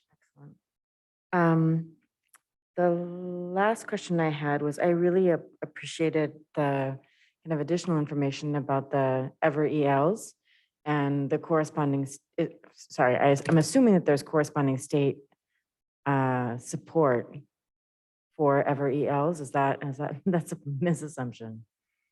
Not necessarily something that would be targeted for that, because it's a term that's kind of overarching for us, students that have ever been ELs, right? And I think an important way to understand the importance of that is, for me, I have this metaphor of like a backpack that you prepare for your son or daughter to go off to school, and that's the reclassification. You go off and hopefully you're best prepared to access, ELA, mathematics. Over the last 10 years at the state level, the reclassification criteria has been a little bit different from one year to the next, from replacing the CSD with the SBAC, the pandemic. So reclassified students over the last 10 years don't always look the same. And you can actually see that when you look at the scores of a district overall, and where if you drill down, students that had ever been ELs continue to need support. And so I think it's more about calling out the need to carefully and intentionally monitor those students. So for me, I think it's important that we see that, and that's something that I was very insistent on in this presentation and in the process, because really that's what we're looking at when we're looking at our students that are struggling across the board. It's really, it's a lot of students, but a big component, a big portion of those students are students that are now or have ever been English learners. So it's an important category, and that we have to intentionally keep in mind. I really appreciate that, kind of recognizing the impact of at some point being treated differently inside of a system, and how that, even if you then go mainstream, that association and those challenges can follow you through your educational experience. One last question and then just a comment. Do we have any data on how long it typically takes us to reclassify an EL? Traditionally, it should be happening within the first 5 years. There should be a steady increase year by year. We can look at that, part of what we also are seeing is now the state of California is giving us the designation of at risk. And so it used to be, we were beginning to see students of at risk of being a long-term English learner as they were transitioning into 7th grade. Now, as we have added transitional kinder, we're beginning to see some of those students, or we're identifying students of being at risk 3rd and 4th grade. So there's definitely a focus at the state level and for us too, but we need to really look at the data and be able to follow the cohorts of students to be able to see which elevation does for us. Excellent. I so love the kind of the data rich approach here. One last comment is, I love the holistic way that we're addressing this challenge, because we recognize that this is everybody's responsibility, and that typically what can happen is that you have bilingual kids in classes who are holding that responsibility for their compañeritos. And that's not fair. And we see those same kids falling behind because they're trying to teach something that they haven't captured yet. So this is happening every day in our schools, and we are placing the responsibility in the wrong places, right? This is not on a 6th grader who happens to love her compañero, who's just here helping him along, but she's struggling at the same time. And so, this work of understanding the holistic responsibility throughout our entire system is so critical for many other kids who may not even be designated ELs, but because they're bilingual, that value is being taken advantage of by folks who may not have that value in themselves, of bringing, that language to the classroom. So I just want to say thank you, because this work does impact many kids who are bilingual as well as those who are English language learners. Thank you for acknowledging that, because I've been in many school districts across the US, and in several places, what they've done is actually provided a club at lunchtime that is a translators and interpreters club to teach the kids about the skill of doing that kind of interpretation. But it isn't really something that they're prepared to do, and it's not their responsibility, and they can't pay attention to the content that the teacher is delivering when they're put in that position.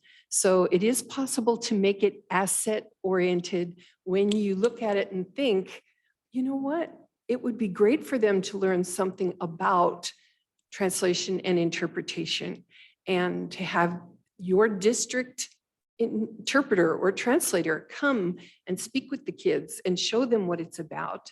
It's really great. I love that. The last thing that I just want to say is, one of my first experiences as a school board member was going to LC and participating in an ELD class taught by the amazing Miss Annie, who shared space with the Imaginists. And the goal was, in an ELD class, to teach kids how to, do a theater piece, and to lean into, that vulnerability that we all experience when we're on stage for the first time in another language, as well as in your own language. And there was just, there was so much joy and so much coolness in that moment. And it was not just English and Spanish, it was Vietnamese, and it was Mandarin, and it was Khmer, and it was gorgeous.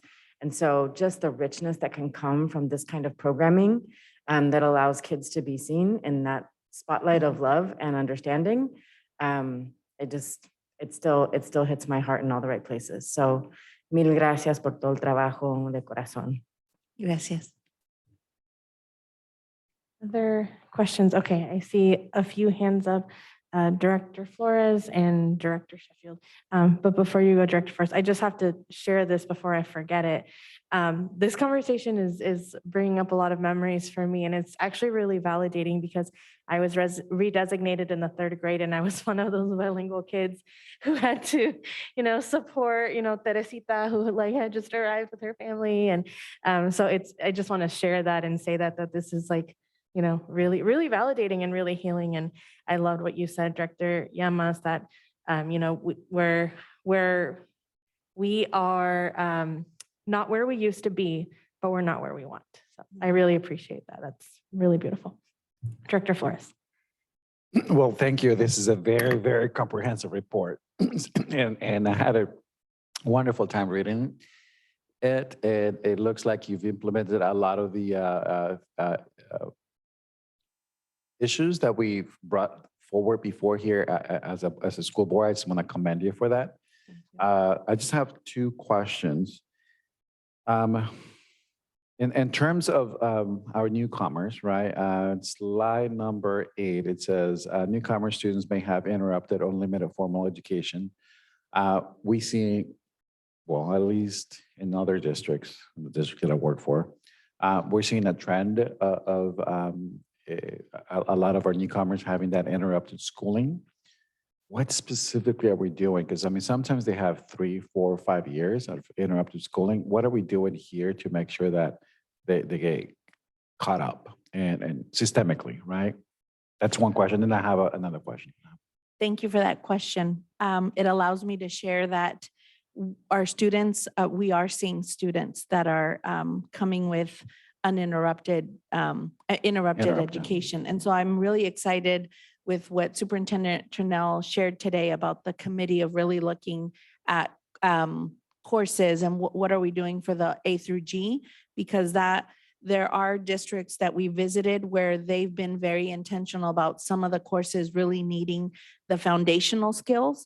But in the meantime, what we've done is a lot of our multilingual services team and other teachers, secondary as well as elementary, they began attending the OG training. I cannot pronounce it, Orton Gillingham training that is really supporting with regards to those foundational skills that we're seeing the students need. And so as we work on this, we are being intentional and we are being strategic about the trainings our team attends to be able to then go and support and coach the teachers that are teaching the newcomer students and providing them not only the training, but coaching. So right before the school year ended, one of our EL specialists, Annie Scully, did a cycle with one of our teachers at Montgomery High School where during the day, our EL TOSA, Rocio Michio, and our elementary TOSA, Rosie Muldoon, were going and coaching and actually showing strategies.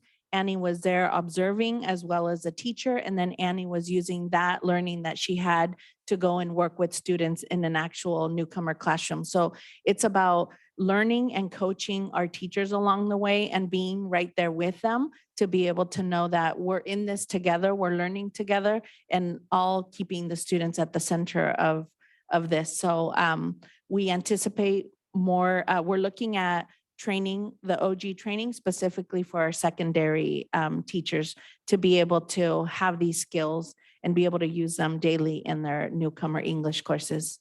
Thank you. I would like to know a little bit more about that later, in a different presentation. I'm sorry, I didn't mean to interrupt I you. just wanted to add to that we have to think about with newcomers using primary language, not necessarily creating a whole bilingual program, but using that.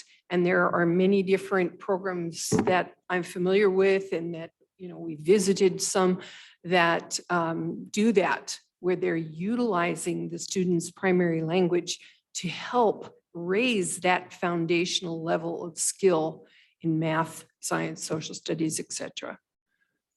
Thank you. And then my second question in terms of, I think you touched on it, A through G courses. So I think it's page 26 on the actual plan. Long-term English learners, it looks like there is a development of a new ELD course for LTELs, right? That will be implemented for next school year, school cycle. That is A through G. So fascinating. I would like to know, and I think you've already know that this board, we appreciate data, right? So if there is a cohort or if there are numbers that we can actually see and see their engagement, not only their engagement, but their growth in bilingualism, right? Because I mean, those are kids who have been here for, over 6 years. And this is pretty much our last ditch effort to make sure they become bilinguals, right? Or, they become English proficient. So I like to see how that class does in the future. Okay, thank you. Thank you. Thank you. And thank you for the great presentation as well. I had a question on fiscal impact and for the EL specialists, implementations embedded in the district LCAP and Title II. Does this include Title III? I'm sorry. Does this include charters? What we are serving charters. So for the 23-24 school year, we currently have 3 EL specialists that are serving both secondary and elementary. Next school year, that will increase. We will have a total of 6. Not coming out of their budget, but coming out of, I guess they're not paying for this. This is coming out of, right now, the supports that they're providing is coming out from our district LCAP as well as our Perfect. Title III Perfect. funding. Great. Thank you. Director Medina. Thank you. Again, thank you for all this work. It's been needed for quite a while. My question is in regards to recommended augmentations. Is there a timeline? Are looking like when we would know like what would all this cost? And I don't know if any of this will be part of what our previous board item might fund, but or alternative funding sources for this. So in the presentation, we included a link for the for our next steps implementation timeline. But with regards to the supports, we have not at this moment identified like funding for the social work, that we have had conversations with Director Lofty in terms of what supports can he provide for the needs of our students, knowing that they're our students, and really being specific about the needs of our students that are coming to us with trauma. So there's definitely conversations really looking at outside of the LCAP funding and Title III, what supports are available. This year, the 22-23 school year, for the first time in a few years, we had not, as a district, tapped into Title III immigrant funds. And so for the first time, we received those funds, and that is part of what we're looking at, how much of that funding we have actually received and how we're going to be able to allocate those funds to be specifically addressing some of the needs that are identified. Thank you. It's really great. Any other questions? Okay, at this time, we will move on to public comment, and I have one blue card, and then we will move on to our remote attendees. And this is from Miss Annie Scully. Good evening. Thank you, school board members, Superintendent Turnell, Santa Rosa City School members. As has been stated, we submitted the last EL master plan in 2017. And a significant difference between what was true then and today is the existence, as you've heard, for the last 2 years of the Multilingual Services Department. Other than really the steady and immeasurable support of Sandy Garcia, who's right here, in all my many years in Santa Rosa City Schools, despite that English learners have long established somewhere between 35, 40% of our students, we've had minimal consistency or support. However, we now have, as you've heard tonight, the indefatigable support of Director Yamas for 2 years, and dedicated folks like Castro, Samuel Martinez. People are in the classroom in a way that they never were before. Rocio Machio was the head of so much PD that happened this year. At the secondary level, we had more PD, EL-directed PD than in the last 10 years put together for our secondary staff. It was a huge leap forward. Director Yamas mentioned the LARCs, which are site-based committees who are getting more adept at being able to look at data and to change systematically what's happening at their site in response to their site data.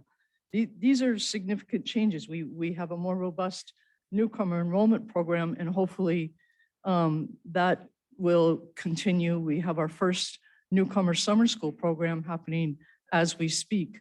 I'll just really quickly add an anecdote. I could tell you so many. Last week, we had 3 folks from GLAD training our teachers, I think 17 or 18 teachers in GLAD strategies for the newcomers, with the newcomers there. They presented a kind of an abbreviated story or abbreviated version of Anne Frank. 2 of the girls in the newcomer class are from the Ukraine. They were asked to go home, talk to their parents about what they were studying, and make any connections to their lives. One of them came back the next day with a picture of a building where her grandmother lived and showed how it was bombed on the 8th floor. This girl's sister's name, like Anne's, is also Margot. This girl had to leave her cat. I mean, it just, in that same thank you. class where I am, there's a And that girl was who- 2 minutes. Is I'm that it? sorry. Yeah. No, I understand. Thank you. Please, if you will, just not let this new master plan get dusty like the old one. Thank you so much. Thank you. Thank you. At this time, we'll move on to our remote attendees. There are members of the public joining us on Zoom and would like to comment on item E9. Please raise your hand. President Manieri, there are no hands raised. Thank you. This comes back to the board for any further discussion or a motion. Vice President Medina. I just want to add that Ms. Scully's comments just really moved me right now. Just thinking back, 20 years ago at El Cian, we were like really fighting just to keep a bilingual person just in the front office, and to have that taken away, it felt so horrible. And to be like where we are today, and just the drastic change within this district and the work that's being done, it just feels good. Just wanted to say that. I'd like to move to approve the revision of the English Learner Master Plan. I'll second. Thank you. Are there any last comments before we do a roll call vote? Thank you.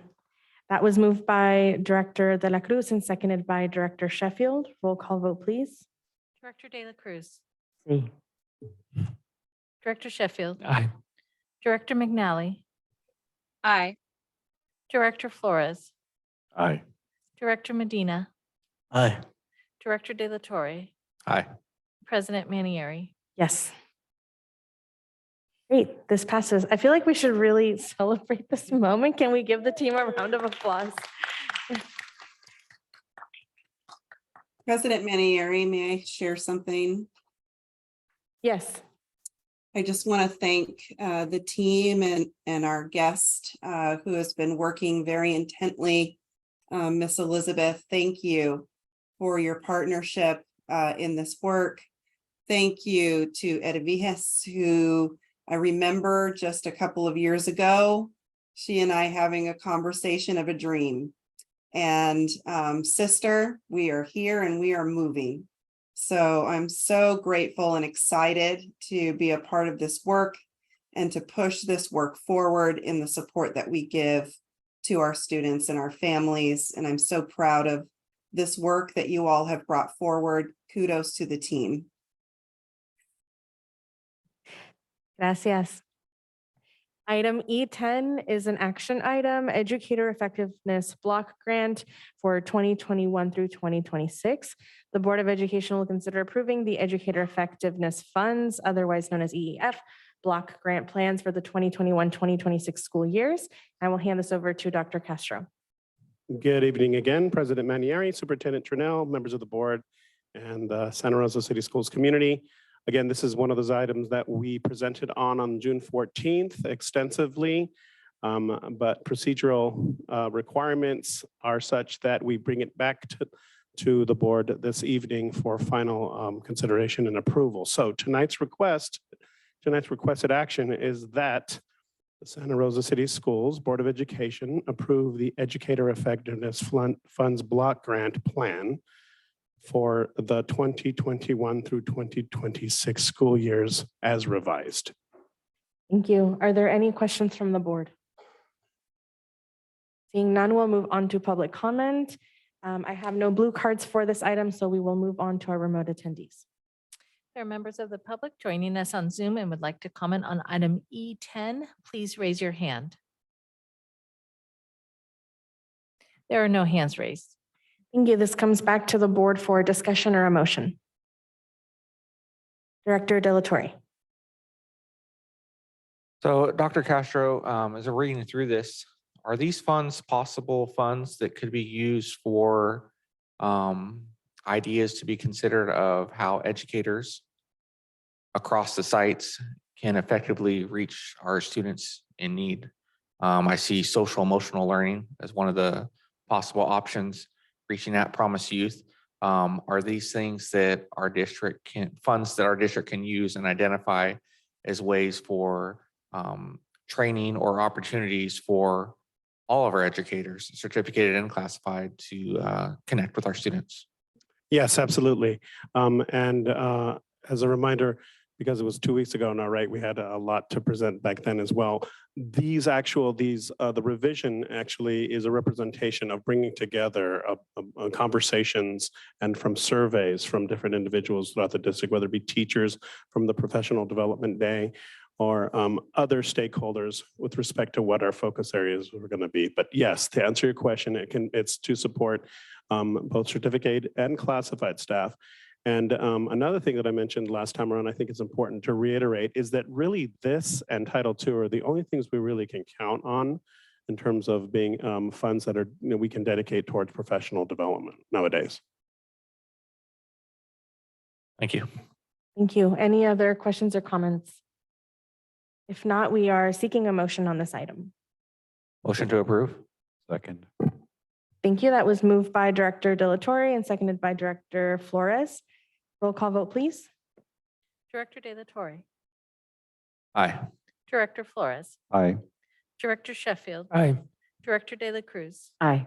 Director McNally, Aye. Director Medina, Aye. President Manieri. Aye, thank you. Item E11, action item, acceptance of the Safety Advisory Roundtable Strategic Plan. The Board of Education will consider accepting the recommended SART strategic plan. I will hand this over to Superintendent Trinnell. Thank you so much, President Manieri, members of the board, those who are in person and online. At the June 14 board meeting, we had representatives from the Safety Advisory Roundtable Group present elements of our Safety Advisory Roundtable strategic plan. This is now formally agendized for the board to consider accepting this strategic plan, with the caveat that there was also an ask to look at specific financial impact features of that plan, which have been listed here. It's not an exhaustive list because some of the work is yet to be done as far as specific types of professional development and others that will, which will duly be reflected in our future budgets and reprioritized, of course. But I wanted to share some of the things that we've already accomplished, some of the things that the board has already taken action now through the LCAP, for example, and some of the facilities work that we've already got underway, which is a demonstration that we are taking immediate action on many of the elements that the Safety Advisory Roundtable Group has proposed for this district, for this board to consider. And so with that, I will hand it back to the board if there's any comment or question. Thank you, Superintendent Trinnell. Are there any questions from the board? Director Flores. So just a clarifying question. So the financial impact doesn't necessarily impact us, right? That's what I'm hearing. So many of these decisions have already been made via other decisions, perhaps, for example, let me look back at the item. For example, the increase of FTE for campus supervisors, for school-based therapists, for the family engagement facilitators, for the MTSS counselors, and for the restoratives, the board just approved through the LCAP process. So these are not costs on top of the things that the board has already just approved. They are matches to what the board has approved. Same for the remodel of some of our high school bathrooms. The board actually took action earlier this school year for those adjustments. Okay. All right, that makes sense. Thank you. Thank you. Sure. Director Medina. My question is simply, at what point do we expect to see like a follow-up in terms of like where the progress is in terms of these recommendations on the plan? That's a great question. The committee is going to start meeting regularly this coming school year, and we will set a timeline for you so that we can set progress and understand, based on the metrics that we've provided, how we're going to go about getting the data so that we can monitor that progress. So I expect to bring back more information in the fall. Other questions? Director Delatorre. I just want to make a comment to, again, extend our gratitude to the entire team for the exhaustive efforts that were put into preparing the strategic plan and bringing these items to the board's attention. And thank you for continuing the work that needs to be done. Director Medina. I think just to follow up, Superintendent Tranel, there was several students that were part of the SAR. Are we going to be adding more students to that work? Since I think some of them graduated. Sorry, I locked my screen. So yes, we will be looking at, we actually accepted all of the students who applied and interviewed with us. So we do have a few that graduated.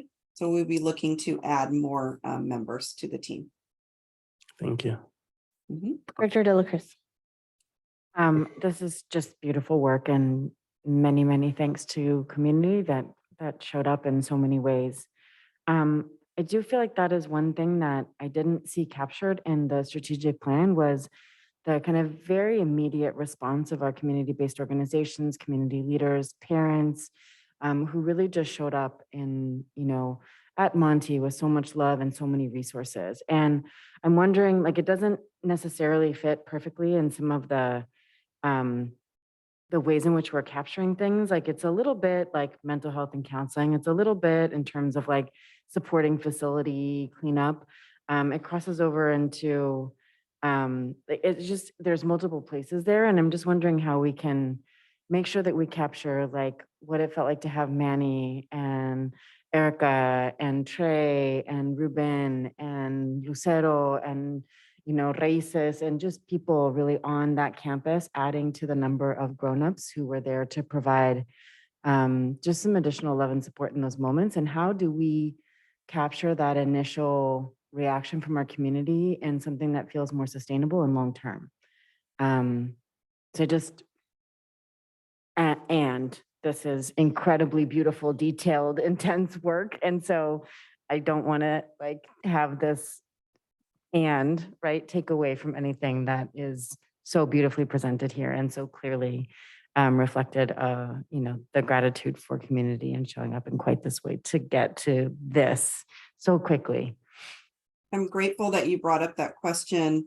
It's actually been a goal over the past couple of months that we would actually do a community recognition of all of the organizations. It first started out with the idea of everything that happened after March 1st, the number of organizations that immediately jumped in to start helping us. And it has actually expanded because we have, outside of the tragedy that we experienced so deeply, we've had these organizations working with us prior to that. So the plan is that on August 9th, we're going to do a full celebration of all of the community organizations who partner with us that help us throughout the school year, to acknowledge them before our school year gets underway, because we know that we can't do this work without them. And we definitely saw our organizations and the number of partners dig in with us and be a part of that fabric with us in the last few months. Other questions from the board? Okay, at this time, we will take public comment. I have one blue card, and then we will move on to our remote attendees, and this is from Michael Hilber.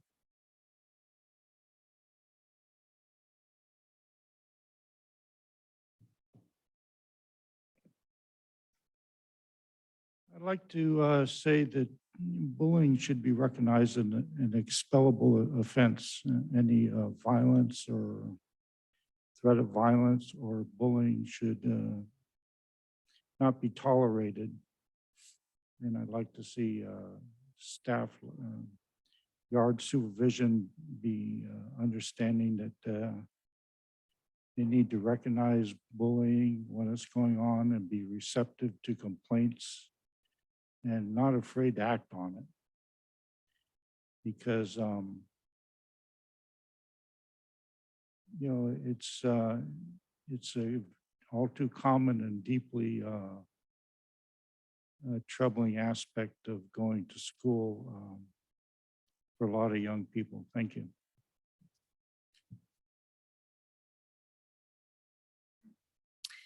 There are members of the public joining us on Zoom and would like to comment on item E11. Please raise your hand. Our first speaker is Will Lyon.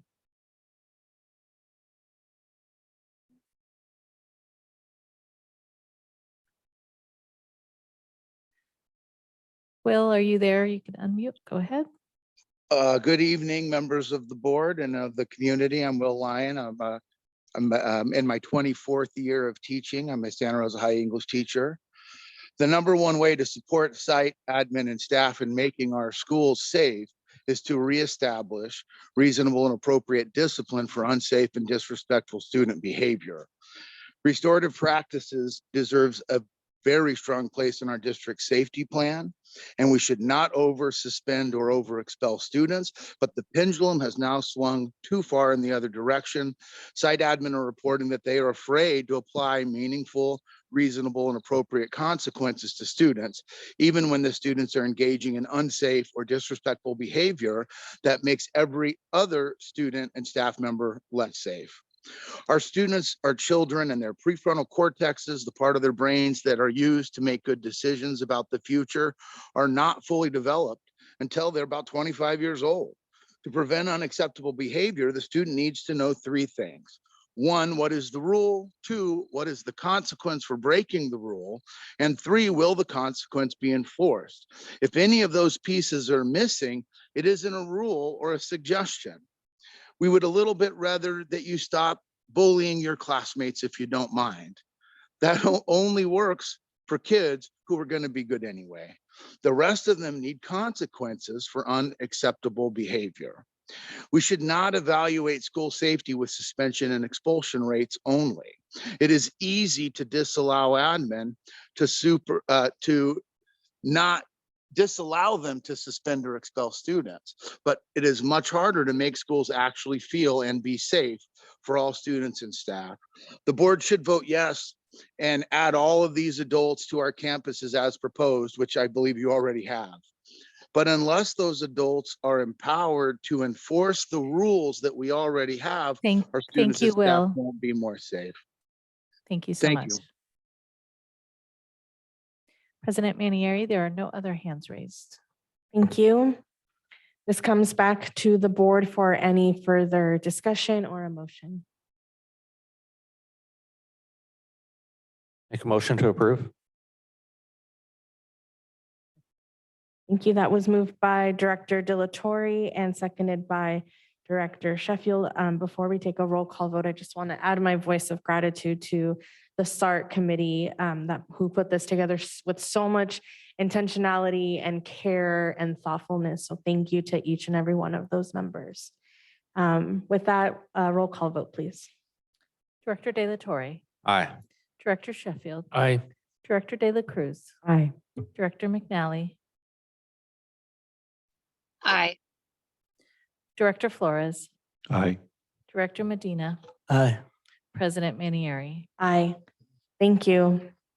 Item E12, first read and possible waiver of second read of Board Bylaw 9250. The board will consider approval of revised Board Bylaw 9250, increasing the stipend for board members by 5% to $510 $0.51 per month. And presenting this action item is Superintendent Trinnell. Thank you, Board President Manieri and members of the board. Those are with us in person and online.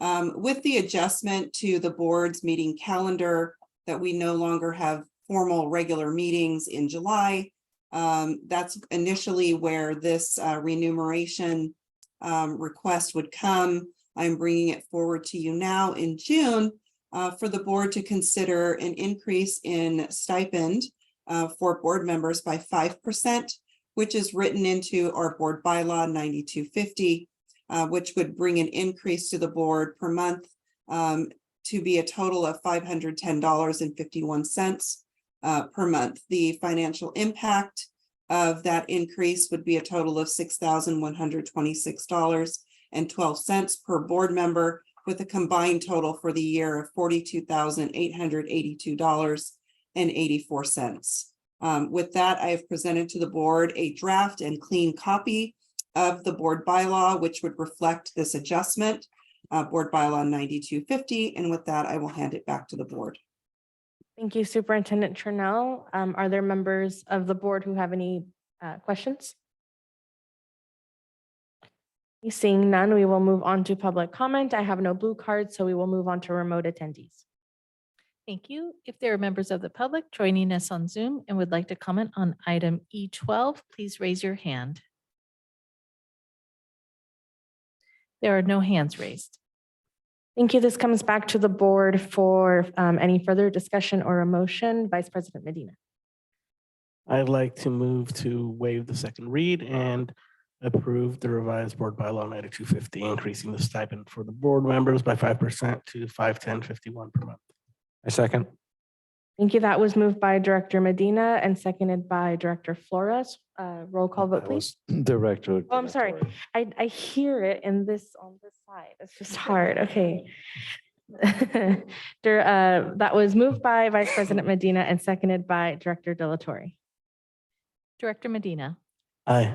Director De La Torre, Aye. Director Sheffield, Aye. Director De La Cruz, Aye. Director McNally, Aye. Director Flores, Aye. President Manieri. Aye.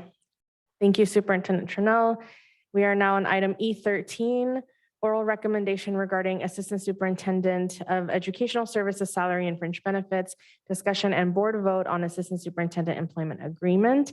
The proposed contract for Dr. Roger Castro as Assistant Superintendent of Educational Services is being presented to the board for approval, and I will hand it over to Superintendent Trinnell. Thank you. Because I am not in the room, is Dr. Castro in the room? Yes. Okay, if he could come down to the center. It gives me great pleasure to bring forward to the board this recommendation. Assistant superintendents positions are a year-to-year contract. And I would just like to spend a moment to share my deep gratitude for Dr. Castro as a member of our team, as a person I consider a colleague, and development as a friend. And I am just so proud of the work that he has been doing, digging in, especially around data. He and his team and at his direction have been at school sites at a moment's notice, as we've had a variety of experiences that have required he and his team to be on school sites this year. It is such a pleasure to work with Dr. Castro, not to mention he is so funny and brings great humor to the group as well, and has such a deep knowledge and respect for the work we are doing here in Santa Rosa City Schools. So it gives me great pleasure to present this oral reading to you this evening. The oral reading of Assistant Superintendent of Educational Services. The Assistant Superintendent's contract states that the Assistant Superintendent's salary for the 23-24 fiscal year will be $187,696.63. This does reflect a 4.5% increase from last year. The 23-24 work year for the Assistant Superintendent shall be 225 days. The contract provides the assistant superintendent with the same access to health, dental, and vision benefits as other management employees. And finally, the contract provides for $3,600 as annual reimbursement for automobile-related expenses. It is my honor to present to the board the potential of this contract for Dr. Castro to be able to continue to be with us as a team member for the 23-24 school year. Thank you, Superintendent Trinnell. Are there any board member questions? Okay. Seeing none, we will move on to public comment. I have no blue cards, so we will move on to remote attendees. For members of the public joining us on Zoom and would like to comment on item E13, please raise your hand at this time. Our first speaker is Margaret Boone. Good evening. I appreciate that, of course, everyone deserves raises, but our highest paid employees already make so much money and our lowest paid employees make so little money. And it just seems like, so far as equity, we would want to start paying more money to people who make no money and not continuously give more and more and more money to people that are already making so much. And that's it. Thank you. Thank you. Our next speaker is Ashley Bell. Hi, board. If I recall correctly, the salary for this position in June of last year was $172,000. In October, the board approved a 4% raise, which I came and protested at the time, feeling it was inappropriate. That means if this is approved, by my understanding, in 1 year, this job has gone from $172,000 to $187,000, and that this job is getting a $15,000 raise. At what point are we going to stop rubber stamping the salaries of the people who make six figures in this district?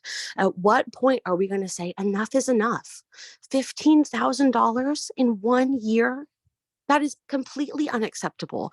That is so far from the idea of equity and how we are treating people. It is wild that we would even consider asking for 4.5% more for somebody who just got a 4% raise in October. I hope that for this agenda item and the next agenda item and all the increases that are coming up, when we look at the pay scale for people who are making $150, $170, $180, almost $200,000, that we really stop and we hesitate and we think about what we are doing, because we have no problem giving 4% here, 4% there, multiple times a year, but we have people working multiple jobs in our district. It's just, I can't comprehend it. And frankly, it's disgusting. Thank you, Ashley. President Vinieri, there are no other hands raised. Thank you. This comes back to the board for any further comments or discussion or a motion. Director Flores. Sure. Superintendent Trinnell, could you address that concern that just came up in terms of the percentage being raised twice in 1 year? Yeah, so it's actually not being raised twice in 1 year. The position actually received no raise during the 21-22 school year. And when that contract was brought forward in June, it was still a 0% raise. So we actually held off on, and actually the position itself was working without a contract until the board actually approved the contract in October. Remember that these contracts are year to year. So technically, the person was working without a contract until October, where we were able to bring the commensurate 4% that our other certificated staff received for that contract. This request is for 23-24. That 4% was for 22-23. And again, the position had gone 2 years without an increase previous. Thank you. Any other comments from the board or questions or a motion?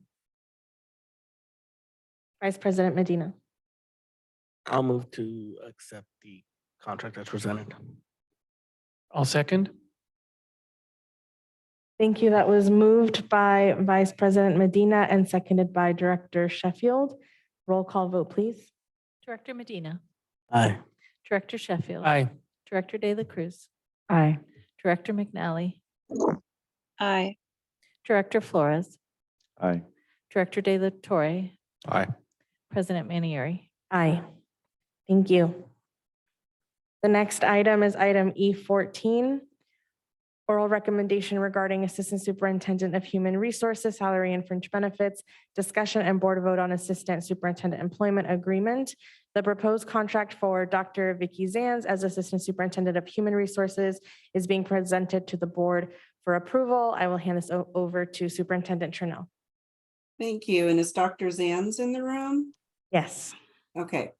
If she can come down and be in the hot seat for a minute.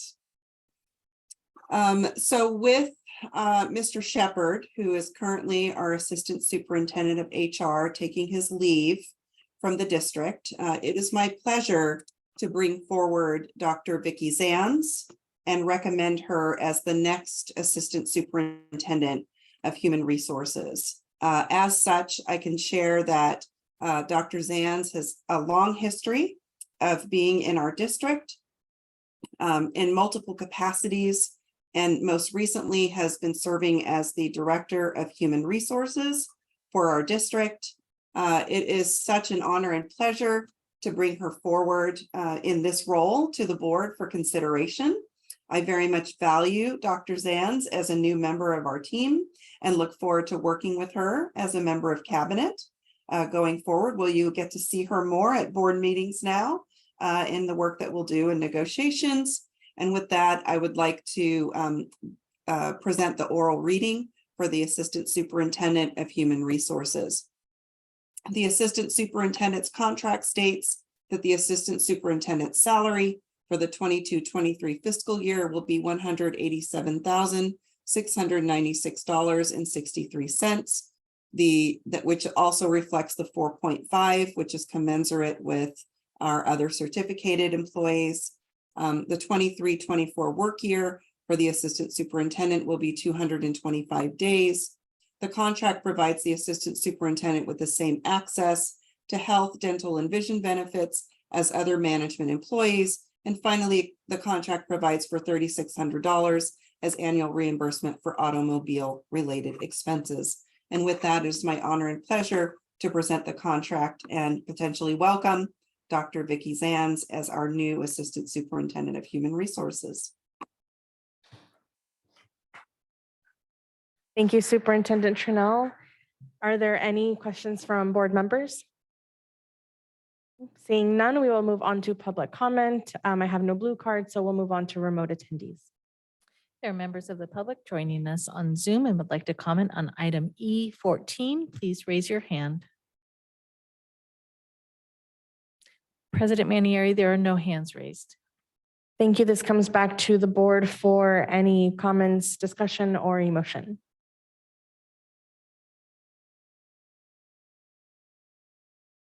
I'll move to accept the contract that's presented. I'll second. Thank you. That was moved by Vice President Medina and seconded by Director Sheffield. Roll call vote, please. Director Medina, Aye. Director Sheffield, Aye. Director De La Cruz, Aye. Director McNally, Aye. Director Flores, Aye. Director De La Torre, Aye. President Manieri. Aye. Thank you. Welcome, Vicky.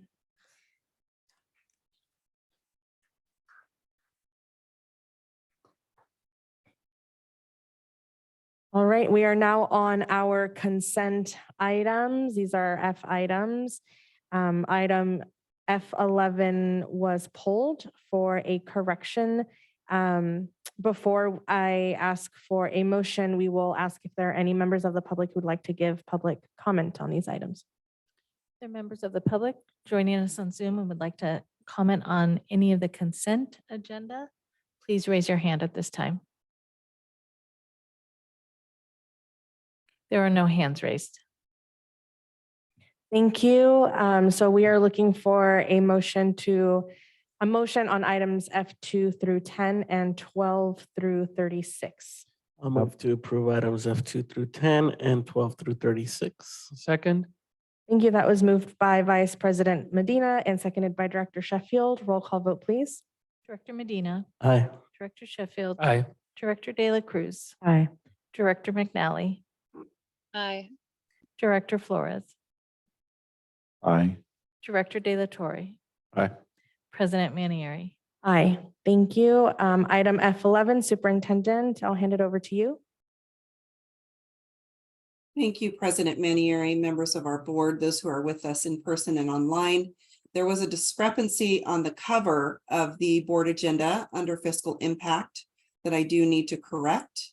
The fiscal impact should be that the position has been reclassified to range 34, not 31, effective July 1st, 2022, which will become a retroactive raise from July 1st, 2022. And that is the correction that I need to make. Thank you. Seeking a motion on item F11 with this revision. Move to approved, updated item 11. Second. Thank you. That was moved by Director De La Cruz and seconded by Director Sheffield. Roll call vote, please. Director De La Cruz, Aye. Director Sheffield, Aye. Director McNally, Aye. Director Flores, Aye. Director Medina, Aye. Director De La Torre, Aye. President Manieri. Aye. Thank you. Now we are on item G1, approval of regular board meeting held on June 14th, 2023, seeking a motion for approval. Move to approve. Second. Second. Thank you. That was moved by Director Flores and seconded by Director Sheffield. Roll call vote, please. Director Flores, Aye. Director Sheffield, Aye. Director De La Cruz, Aye. Director McNally, Abstain. Director Medina, Aye. Director De La Torre, Aye. President Manieri. Aye. Thank you. Item H, board member requests for information. Are there any requests this evening? Director Flores. Yeah, so I think I made this request a while back, and I did not see this reflected in the budget representation. So, and I forgot, my apologies to bring that up during the budget presentation, but it would be helpful to see the budgets that were presented by the district, right? And the estimates, and I get it, they're the estimates for the current budget or the following year's budgets are pretty conservative. But I'd like to have a historical, viewpoint, 3 years in the past of the actuals that came in versus the budgeted, to give us a context of how much money we're talking about it when we budget and the actuals that come in. A clarification question, sure, yeah. Do you want to give it to the microphone? Sorry. Are you asking for estimated actuals to unaudited actuals? Unaudited or- actuals. Okay, Yeah. perfect. Okay, Thank you. Thank you. Director De La Cruz. I'd love to receive a report on the Santa Rosa Violence Prevention Partnership and the way it interacts with our disciplinary systems in terms of referrals, and then what kinds of programs are available to students who are being referred to the VPP. Thank you. Other requests for information? Director Medina. And I'd like to report on our discipline policies and the different stages of discipline. Okay.